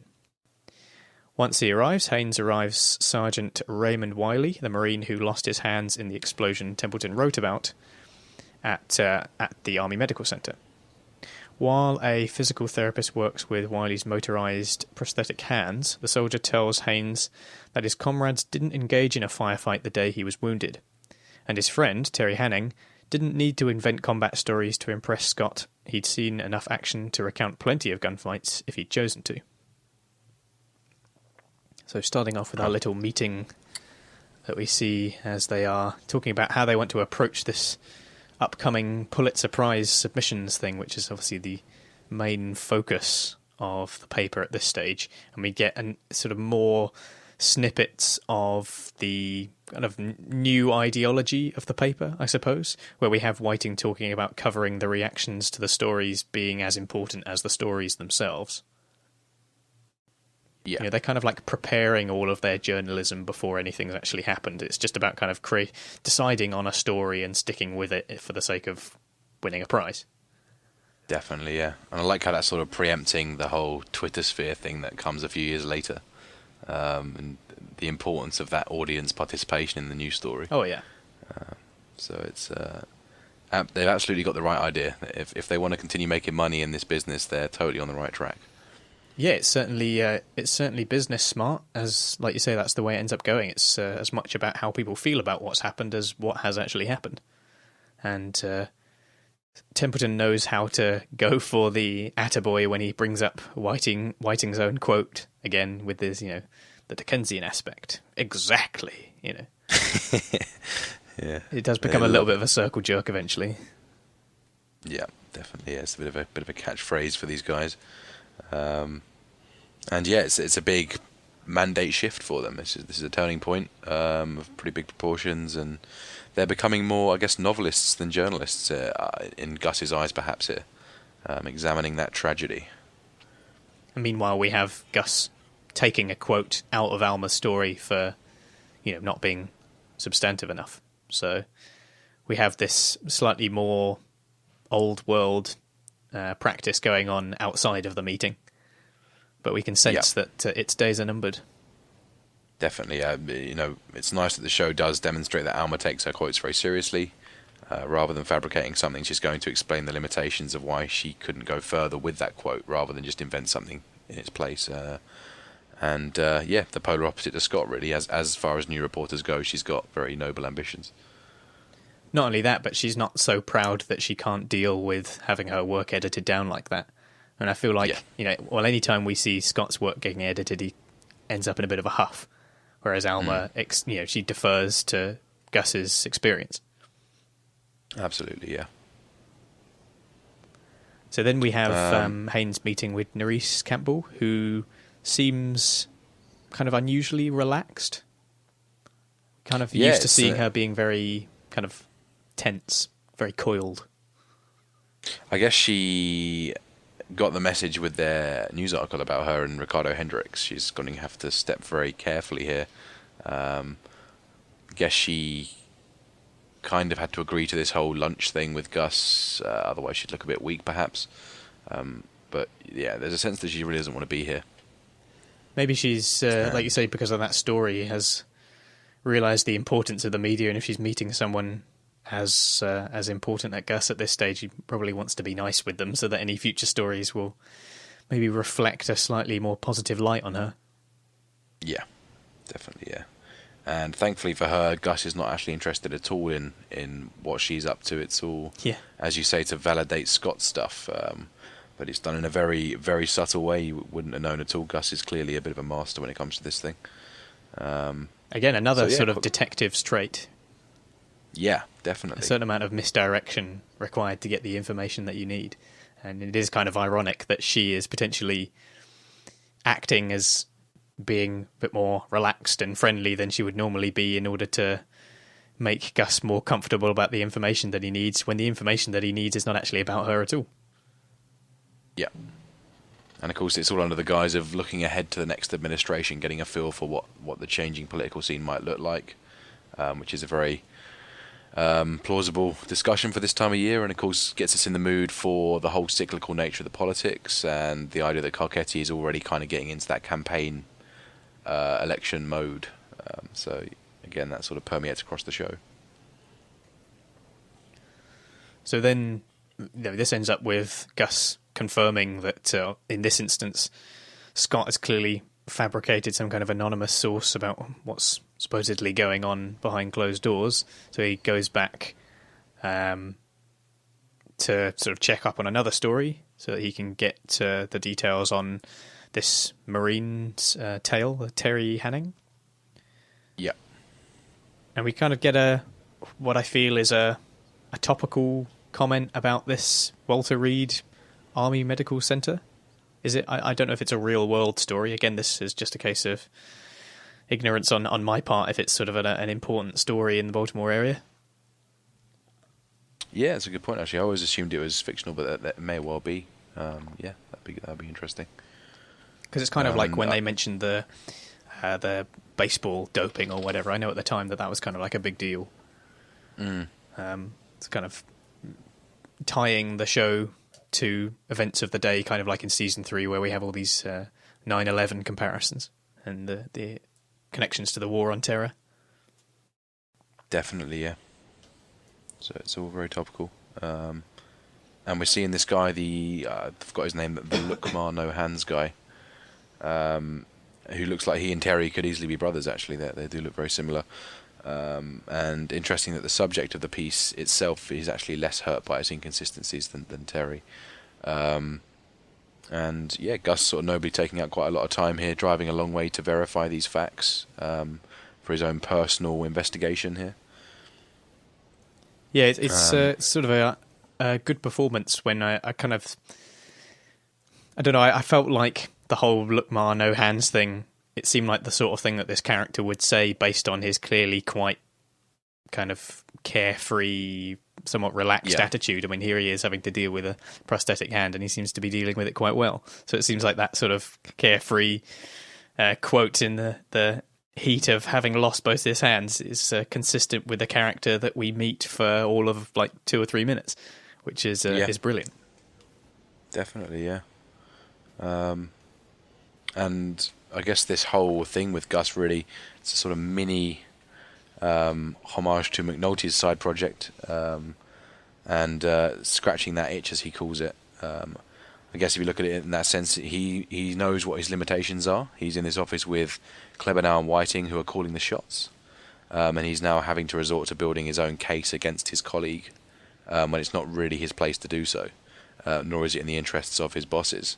And that's just because he doesn't like the methods employed at his work on a personal level. So when you look at it like that, it is sort of him going off on his own McNulty session. He is on a mini crusade here to get the truth. Definitely. Okay, so anything else on that section there? I was just going to put in just a little side comment. They're playing Thin Lizzy's Jailbreak in the sort of prosthetic centre. What's it called again? The Walter Reed Centre. Yeah. And of course, sort of foreshadowing the whole Marlo thing next episode, where Marlo gets to break out of jail quite easily with Levy's help. Yeah, that's nice. The Y certainly likes to use that and likes to use background music to provide some subtle references. Definitely. Okay, I think that's the Sun. Okay, so we go to Herc joining Carver and his men for a shift change party on a dead-end street in West Baltimore. Herc asks his friend about the Stanfield bust, trying to find out whether the cell number he lifted from Levy's office found itself at the end of a Lester Freeman wiretap. Carver won't confirm anything, however. Later, Herc meets with Levy and discusses the possibility of a wiretap being involved in Marlo's arrest. Greggs visits Carver at the DEU office to tell him he made a mistake by allowing McNulty to falsify his records. Carver doesn't see the problem, though, but Greggs advises him to coach his officers to tell internal investigators that they had no idea their paperwork ended up on McNulty's desk.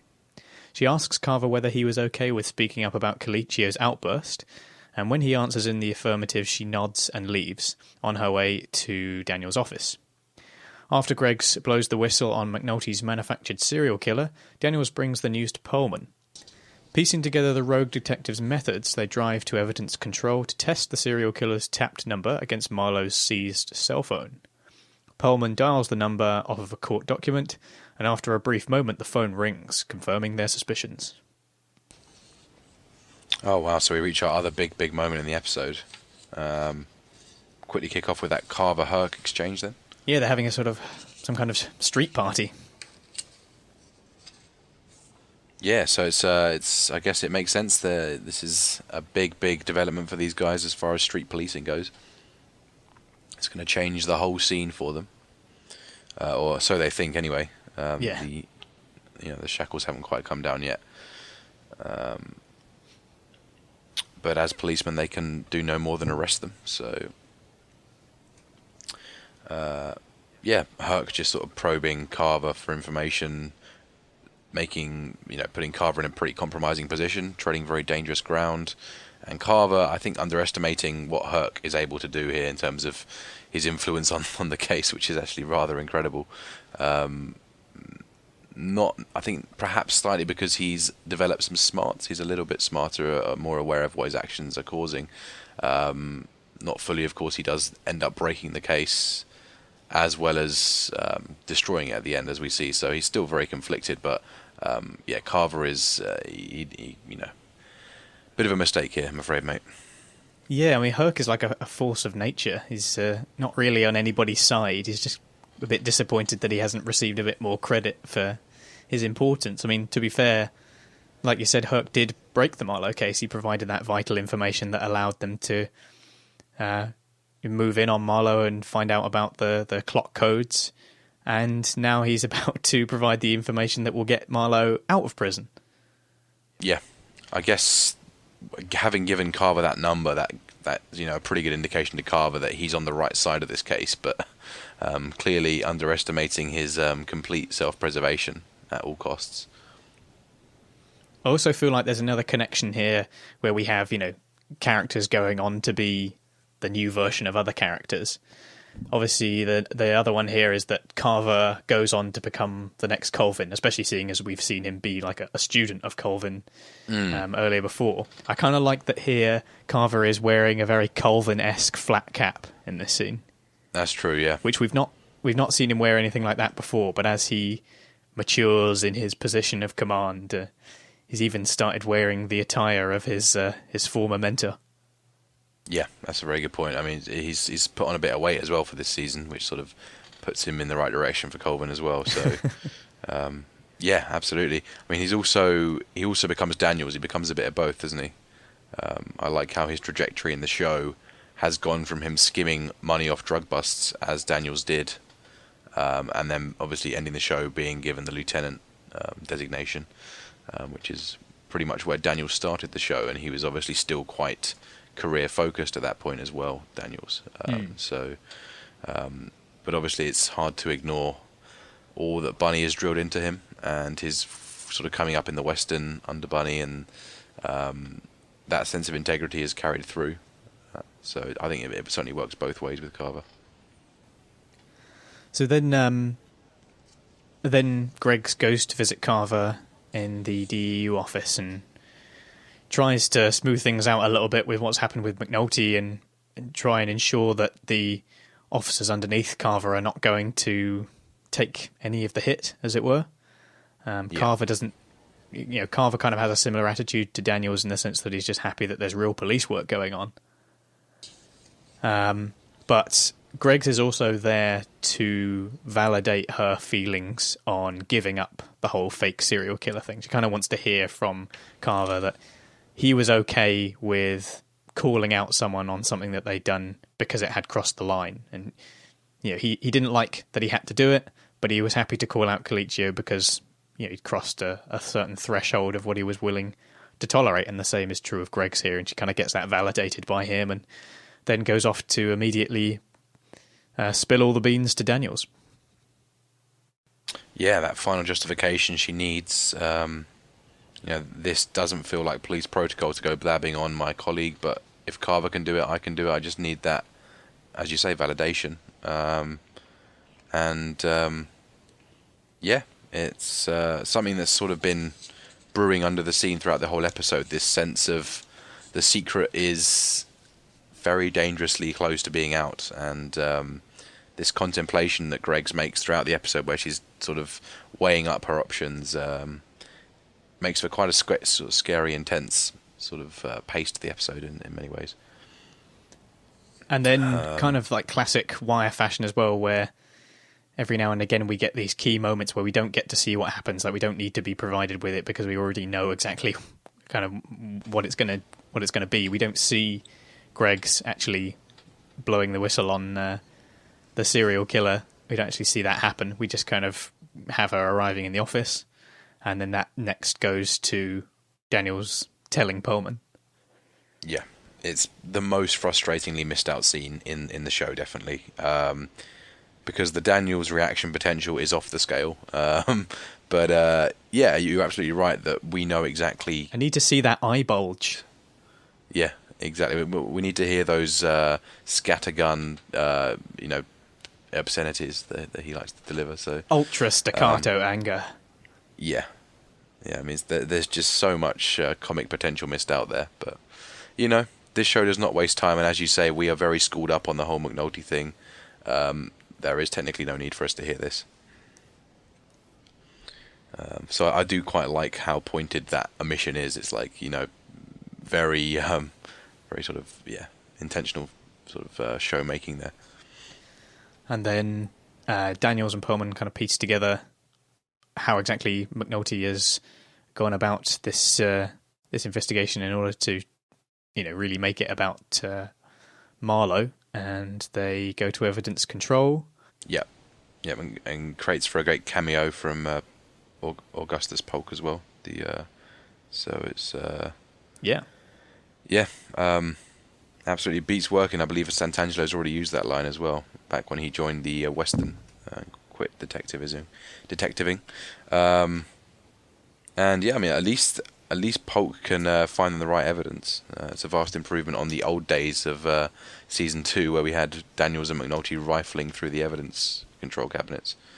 I thought it was quite interesting how Augustus Polk, who, we haven't seen him for ages, but he doesn't seem to remember or even acknowledge Daniels at all. It's almost like he hasn't committed any of his days on the detail to memory, which he spent quite a few. I guess he didn't actually remember them at the time he was kind of drunk the whole time. Yeah, I was going to say, I think the alcohol probably affected his ability to recall any of that. Yeah. But, yeah, it's clearly sort of, he is drifting through his job. He is looking for that paycheck, and I guess he's going for his next drink. But yeah, beats working, so... And then, obviously, they dole the number off the document, and it's, that's the kicker, that's the moment. They realise that it really is fake, it really is just an excuse to get at Marlo, and I kind of like that their only reaction that we get here is just kind of like, they're just kind of dumbfounded about it, but there isn't really a positivity or negativity element to it here, it's just kind of the initial shock. I think the question of whether it is a good thing to do is, going to be very difficult to answer for anyone, because does Marlo not deserve to be put behind bars? And yeah, I mean, absolutely. So, what a setup! I mean, serious cliffhanger right here.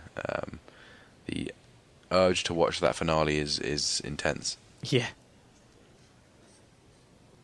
Okay, shall we move on? Yeah. So we've got a slightly shorter section here. We have Freeman meeting up with Clay Davis at a bar to squeeze some incriminating details out of the corrupt politician. Brandishing the threat of a federal indictment, Freeman wants to know who brokers the laundered drug money in Baltimore. Davis says that the same defense attorneys who handle high-end drug cases, Levy included, have created a sideline dishing out illicit funds to capitalize developers and politicians. He explains that the lawyers take a cut on both ends, but they also protect their street-minded clients from corrupt businessmen. As the final payment to buy back his case, Davis informs Freeman that Levy sells sealed grand jury documents, which a source inside the courthouse leaks to him. Davis doesn't have a name, but figures Freeman could find one easily. Yeah, so Clay turning Freeman onto Levy, painting him as that bigger target, which in some ways he is. I mean, Clay is an absolute thief. But yeah, I mean, he's being uncharacteristically straight-talking here and helpful, and is clearly looking to get off the hook, and is going the right way about it, certainly. I think for me the key part of this scene is the mentioning of Stringer Bell, and how he wasn't protected by a lawyer and ended up getting bled pretty strongly by Clay. Yeah, Clay's proudest taking. It's pretty slimy and brutal the way he describes it, the lack of regard. Yeah. But yeah, it's almost like Stringer's own little cameo here. He's not quite forgotten, but only used as the butt of jokes in the future. And then this kind of provides more information on this leak at the courthouse, which we sort of only find a small amounts about it, a little. We get a little bit at a time. Yeah, I mean, the only suggestion we've had of this so far is how is Prop Joe getting his paperwork, and when he says that it's all open to the public, it does sound very convincing, but that clearly there is some fishy stuff going on. It does feel a little bit late in the day for this quite big development to be introduced, but it is given quite a lot of substantive stuff in the finale.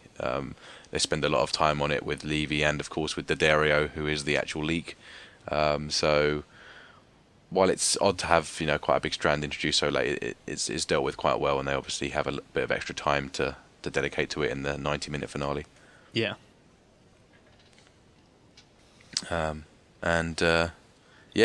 Freeman making a big break, of course. Clay painting himself as some small-time politician trying to make his way in the world. Before, of course, going back to his old self and sort of trying to escape without paying the tab. Well, it just it wouldn't be Clay Davis without an attempt to make himself out to be some kind of virtuous rascal. That is very much how he wants to be seen. Yep, and of course he's doing a good job. He's as always slipping off the hook. That's what he does best, and gradually turning the Davis detail into the Levy detail. That's right. Yeah. Okay, so I think that covers the Clay Davis stuff. I think that's the last time we see Clay. So farewell, Clay. You've been a good character. Yeah, it's definitely. It's another one of those more kind of typically disliked characters, painted as being a bit more, generically evil for his just love of money. I mean, that really is it. That's all he's kind of interested in, is just how can I use this situation to my advantage in order to make money, steal money, trick people out of their money, etc., etc. But a really intriguing character because of his charisma. It's interesting how the sort of most black and white evil character on the show gives away, or gives up the other most black and white evil character on the show. They're sort of out-eviling each other at this point. Okay, so shall we move on to our next section? Yep, let's have a look. So Michael is discussing Omar's murder with Spider when Snoop pulls up and beckons him over, telling him that she needs his help with a hit Marlo has ordered. But when she tells him not to bring a gun, that she has him covered, he grows suspicious. Later, from the back seat of a hack's car, Michael watches Snoop and some Stanfields soldiers set up a trap for him. He pays the driver to rent his car for the night, and then returns to his corner to wait for Snoop to pick him up for the job. They drive towards the hit, but Michael asks her to pull over in an alley so that he can pee.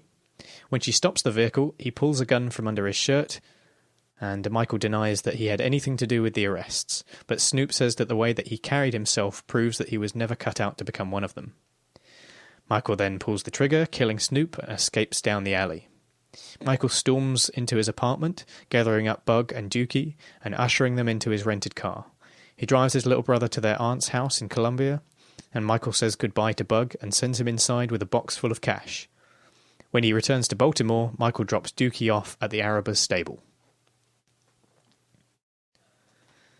Okay, so, Michael's clearly a smart guy here. Cottoned very quickly onto the fact that he might be a target for assassination following Marlo and crew going into jail. Even though Snoop does do a pretty good job of making it seem legit. It's not quite as subtle as Gus's charm offensive on Nerys, but, she comes across as your average job on the Stanfield detail. Yeah, we kind of start off with that bit with Spider saying that he doesn't believe that it was Kennard that killed Omar. It must have been these three Pimlico boys who went at him with AK-47s. It's kind of this great fantastical tale. The legend of Omar continues even after his death. People just cannot accept the fact that he didn't die in some, fantastic way. Yeah, they have to have that real, the real action-packed ending, because it's only so fitting for Omar. So Snoop is not really convincing enough either when she's talking about this job. It does feel like a little bit of a slip on her part. She tries to sell it as, she's got another weapon for him so that he can scratch off the code or something. So it's it doesn't really sell it to someone like Michael, who is so cautious. Yeah, that was definitely the sticking point, wasn't it? And it's sort of similar to McNulty's in terms of being a little bit too desperate to shake off the whole homeless thing. You just need to take it a little bit more casually and take the Gus approach, for example, with Nerys, and just sort of rattle the cage very gently. So then we get we kind of see Michael scoping out this setup, and it's again another one of these connections. It's very much an Omar style stakeout. He's got that kind of patience. He's obviously learnt his lessons from the Stanfield crew about getting there first, and what Chris was saying, like setting up hours before anyone can set up on him. Yeah, and this definitely pays off because he has his own suspicions confirmed, and there's a lot of sort of suspicions being confirmed here. So this is one for Michael, and this ends up him deciding that he's really only got one choice, because what else can he do? He's about to be killed for something that he knows that he hasn't done, and he knows that he's got to become a murderer and shift his whole life in order to stay alive. Yep. Definitely. Yeah. He's looking at it with a Marlo level of pragmatism. He's just disconnecting himself from the trauma and emotion of what's about to happen potentially to him, and just dealing with it as it comes in a very methodical, murderous fashion. But yeah, it's great that he takes the time to want to be sure, to make sure that he can expose that lie, which he pretty conclusively does, in the same way that Gus and Kima sort of spend this episode trying to clarify that they've done the right thing here, that they're going to make the right big decision in what they're doing. And yeah, interesting that he'd use Chris's advice against him. Yeah. Yeah, and then we obviously get the scene itself where they end up going, he provides a pretty good excuse to go down this alley, and Snoop, being Snoop, is, accepting of our own death, is just kind of like, you're smart, you clearly outsmarted us here, I accept my fate. And I think it's interesting that in the final, in Snoop's final moment, we get maybe the first sort of feminine gesture from Snoop that we've ever seen with her sort of how my hair look as she brushes back her cornrows. Yeah, it's interesting, isn't it? As again, one of the more slightly more cryptic lines in the show. I mean, for me, I think the whole thing is just a way of making it clear that we're dealing with someone who accepts that death is like a part of life. It's nothing to be afraid of.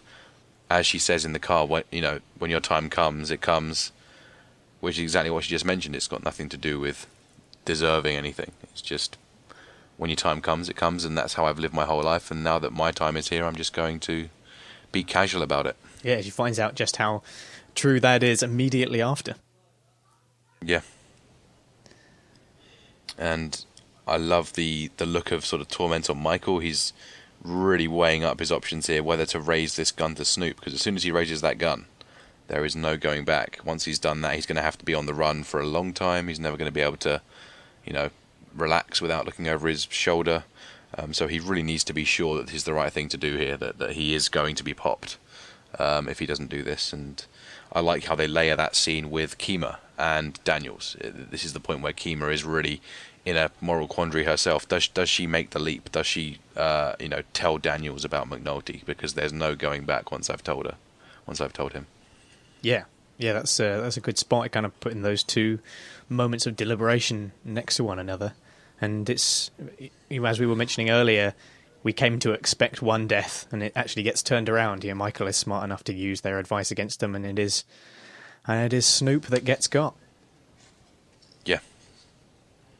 So then we see kind of the follow-up from that. Michael knows what he has to do. He's got to get back to Bug and Dookie and get the hell out of there and make sure that the Bug is going to be safe, because he can't afford to let anyone come after them in revenge. As he knows that's what the Stanfields do. Just look at, say, Junebug, for example.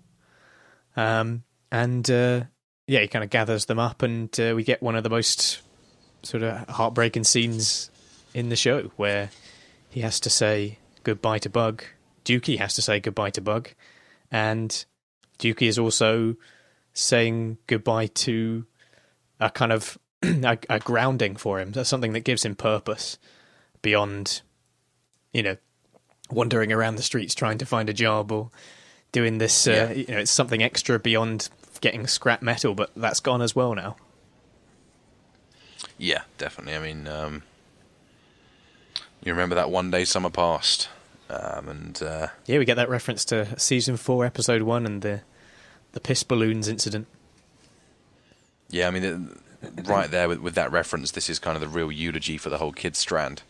Bug all teared up, and Michael genuinely trying to search his mind to remember this day in his life, and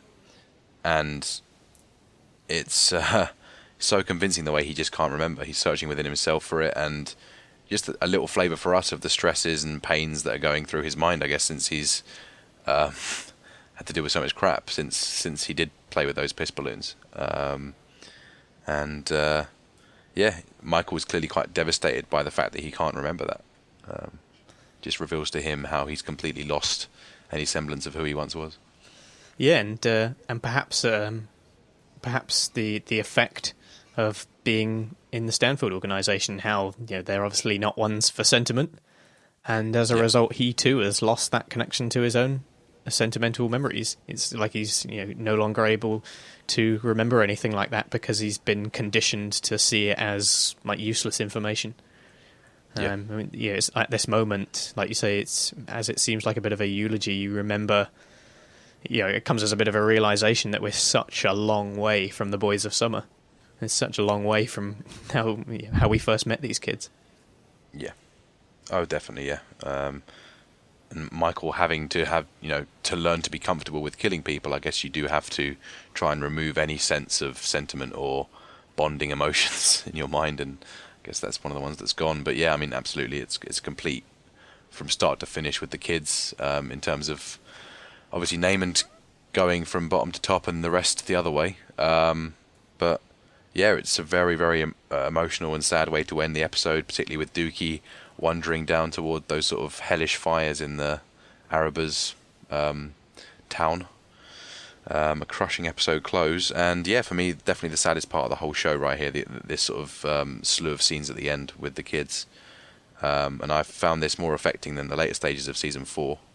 I think it means so much more when you've really gotten to see these characters grow over a longer period of time. Particularly people like Dookie, who we've really seen go from a kid to a teenager, literally. And yeah, we've just spent so much time with these guys and seen them change, and it makes so much more of an impact when they finally reach the end.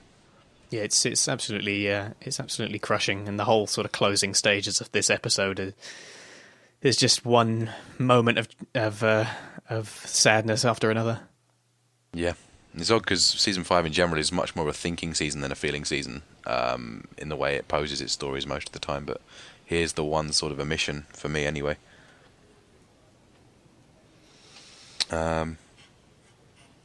Yeah, so I think that's about it. We get the bit where Dookie is randomly watching that serial killer program on TV, where serial killers are killing other serial killers. Which is I think it's meant to be a reference Greg's. to Dexter. Okay. Oh, of course, yeah. Of course, that makes sense. I assume it's meant to be a reference to that. So. Yeah. Although it also references Greg's in this episode, as she puts an end to the McNulty serial killer. Yeah. Yeah, she definitely kills any of the veil of believability around the serial killer story. Yeah. Okay, so should we move on to our final section? Yeah. So, in his sister's basement, Bubbles talks to Sun reporter Mike Fletcher, bringing the writer up to speed on his personal history. His sister, Ray, opens the kitchen door upstairs, and when Bubbles invites her to his Narcotics Anonymous anniversary, she remains non-committal. Bubbles brings Fletcher along to his Narcotics Anonymous anniversary, where Waylon reminds the reporter that anything said in the meeting must stay there. Bubbles also reveals his real name as Reginald to Waylon. Bubbles watches for his sister to arrive, but she doesn't turn up. And in front of the group, he shares a story about a particular day that he struggled to stay sober. Then he talks about Sherrod, saying that he's learned that it's all right to hang on to grief as long as you make room for other things too. I think So first and foremost, other... Bubs is looking a lot healthier here. Mm. That's one thing that really struck me is maybe I should have, maybe it was more obvious earlier in the season as well, but certainly here it's like when you compare Bubbles here to Bubbles in earlier seasons, he seemed, because of the way that he's now dressing and the way that he seems to have a lot more self-confidence at this stage, having realised the importance of what he talks about here about holding on to grief but not letting it consume you, is he just appears to be a lot healthier and happier, which in itself is incredibly affecting, considering the fact that his story of tragedy exists for all of the episodes prior, going back to the very beginning. Yeah. Oh, it's a huge development, yeah. And yeah, just positives all around, really. Really encouraging to see the relationship with his sister upstairs is gradually improving. She's bringing down some supplies willingly. And you do sense that he's on the cusp of being able to go upstairs for that first time. And he's really selling it. He's going to make the kick-ass mac and cheese. And it is a shame that she refuses to come along to the group hearing. That would have really, I think, laid up the emotions big time. Would have made for a real moment, but I guess she works long hours, and Bubbles has been a nuisance for a lot of her life, so she's still having to come to terms with the new Bubbles. Reinforces that one step at a time element for Bubbles, that he's not going to be able to get it all at once. So I think by not including her in that scene, it's just keeping us reminded of the fact that it's there's still a long way to go. Yeah.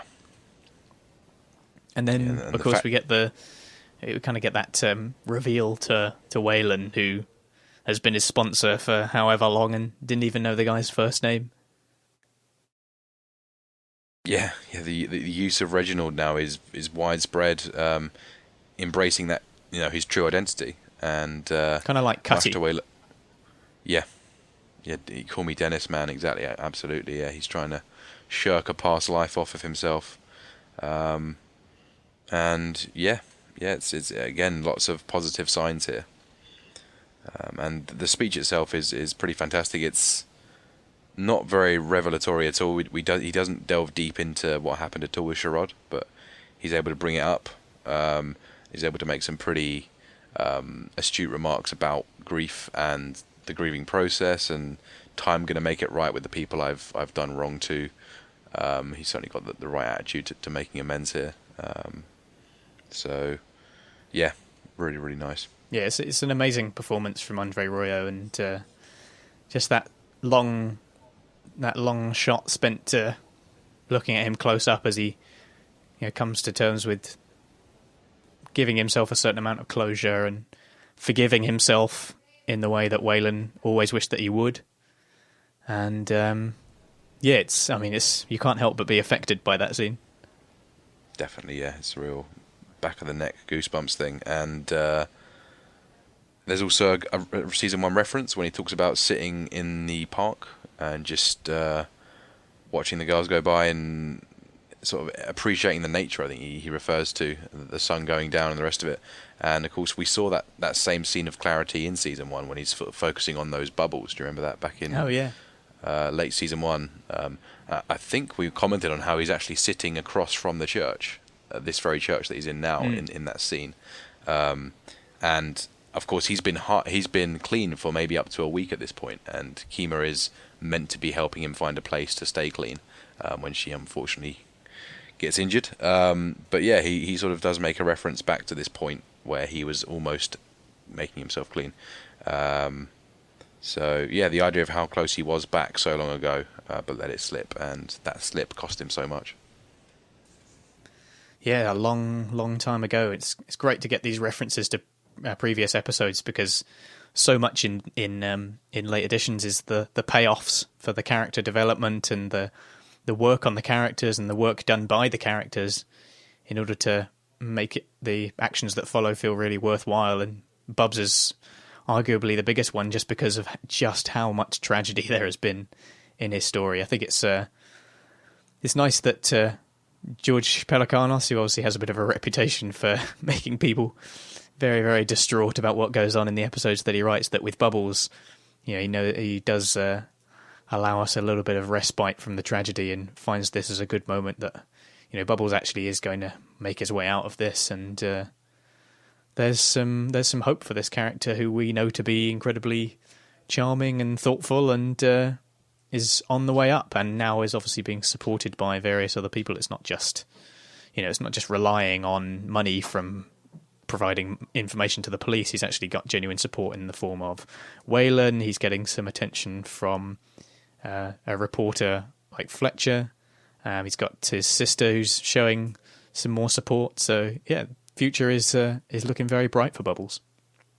Oh yeah, he absolutely knocks Dee Dee's speech out of the park and puts his way onto the recovery track. Definitely.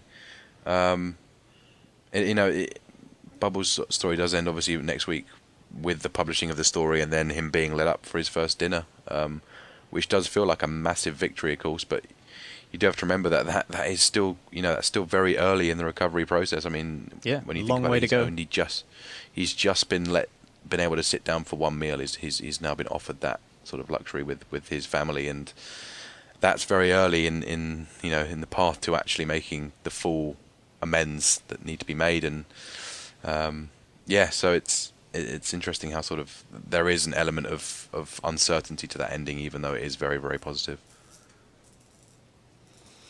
Okay, so anything else you want to say about our final Bubbles section? No, not at all. Okay, well that's did we it. That's catch everything? That's my final recap. Okay, there you go. I hope you treasured every moment.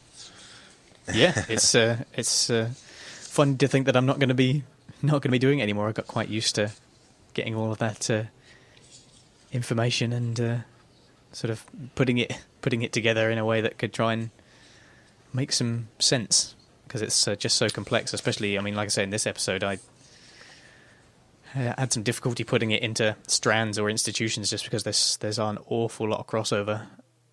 Yeah. Oh yeah, no, it's you did a good job there, sir. I'm going to have my work cut out next week for our 90-minute finale. It's an epic task. Yeah, absolutely. I'm looking forward to it, and I guess that gives us a few minutes to go through our final sections. How y'all even know if Walter behind everybody getting jacked? I mean, ain't y'all ever wonder if he even deserve any of this shit? Deserve got nothing to do with it. It's his time, that's all.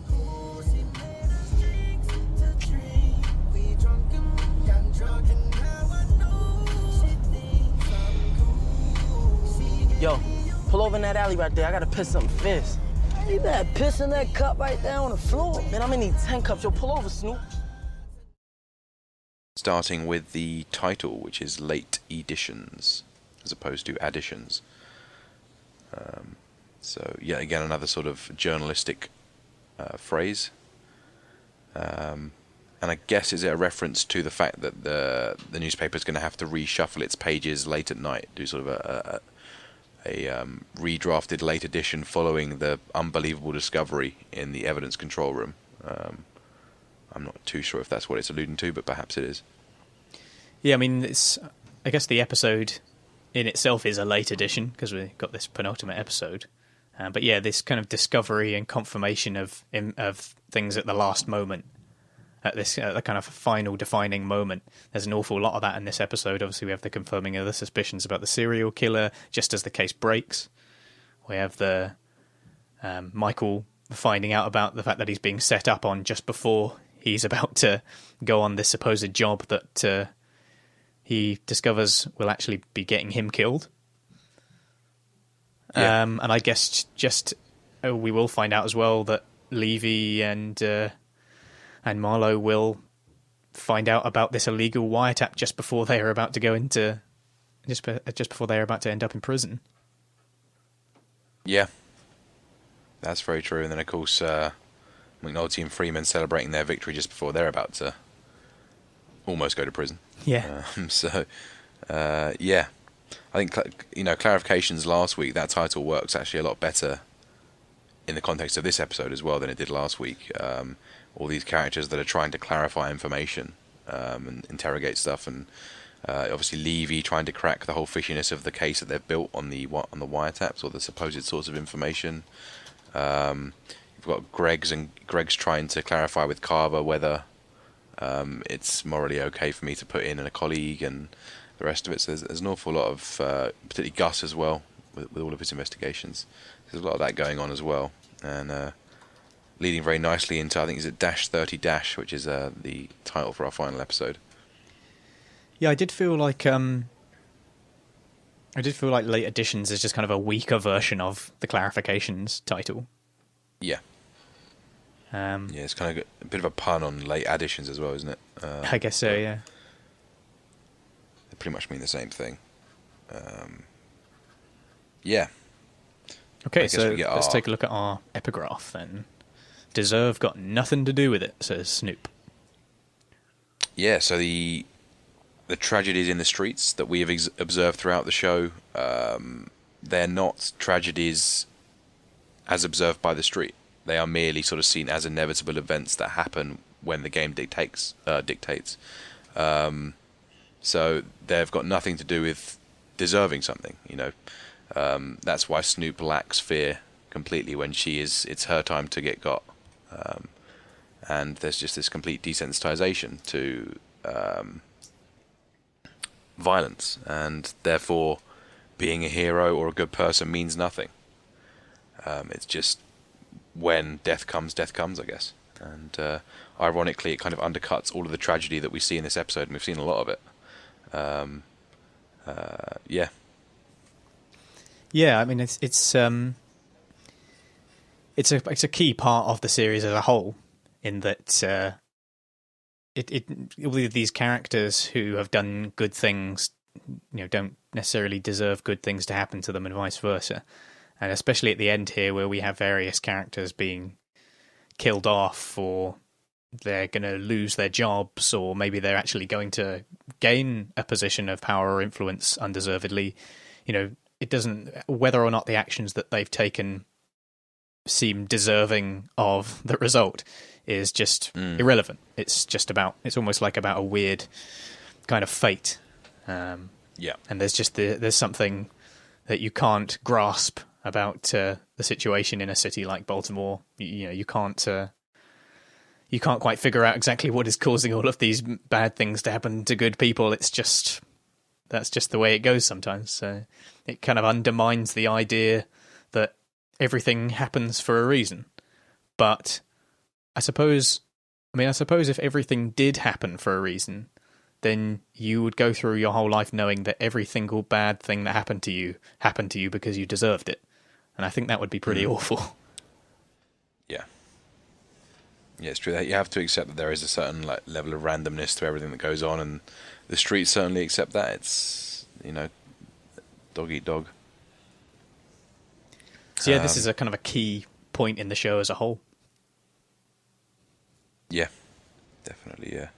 Sort of makes it the opposite of Lost. I don't know if Lost is the show that literally rides on the idea of fate, and that everything that happens, and even though all these things that happen in Lost are very, very coincidental at times, it's justified by the fact that fate is controlling everything in the show, and that everything is predetermined, and all these people crashed on this island for a reason. So it's kind of the complete opposite in terms of the idea behind those shows. Yeah, sort of an unknown predictability versus an unknown unpredictability. Yeah. So there we go. And then we have our cameos, of which we saw quite a few this episode. Obviously, Colvin's wife, the deacon came back. Namond came back with a very proficient speech about AIDS. And then Augustus Polk, or Oggy, is it Oggy? Or as Daniels calls him? Yeah. Who came back from a long way, early season 2, I think we last saw him. So, yeah. Is there anyone else, or is that it? I think that's it for this episode. I know that we're going to see a few more in the finale. A beardy Prez, for example, is going to make a little appearance. Yeah, he's got a very wise beard. Yeah, He's looking very sage-like. definitely. Yeah, I quite like his beard. Okay, so anything we haven't covered about late editions? No, just everything falling into place. Our characters lining up to replace other characters. Michael being labelled not one of us by Snoop, and clearly sort of going off on that independent Omar streak as we saw. Not too sure about Namond becoming Clay Davis. That one's always floated around, isn't it? Based on the evidence we saw in this episode. And the fact that they both said, I'll take any motherfucker's money if you're giving it away. Back ages ago. But There is a minor otherwise- association with people in a position of power as well, when he says to Colvin, "Oh, you know the mayor too, damn." Yeah, that's true. That's a good point. So, yeah, I mean, there's allusions, but there's not really a clear trajectory there. But yeah, it's just setting things up, and obviously next episode's very much focused on the downfall and the aftermath of the serial killer murders. Whereas this episode, I think, ended the stories for a lot of the other characters that are important. So, Michael and Dookie have kind of seen the chapter close. Obviously, they are going to reach their final destinations here, but the setup has already has gone by at this point. Bubbles as well. So it's very much bringing things back to McNulty for the final episode. Yeah, everything's in place for our grand finale, 30, which we'll obviously be dealing with next week, our final episode. So if you want to get in touch with us and have us discuss something that's been on your mind on the show, then next week is most likely to be your last opportunity to do so. And again, if you do want to keep up to date if we do any bonus episodes following this or another podcast, then the best option is to just send us an email that you want to be kept in the loop, and then if we do anything in the future, we can send you an email to let you know. So yeah, it just leaves us to say thank you very much for joining us once again for the penultimate time, and we shall see you next week for the finale of The Wire and of Caught on the Wire. Take care. What you know about Baltimore?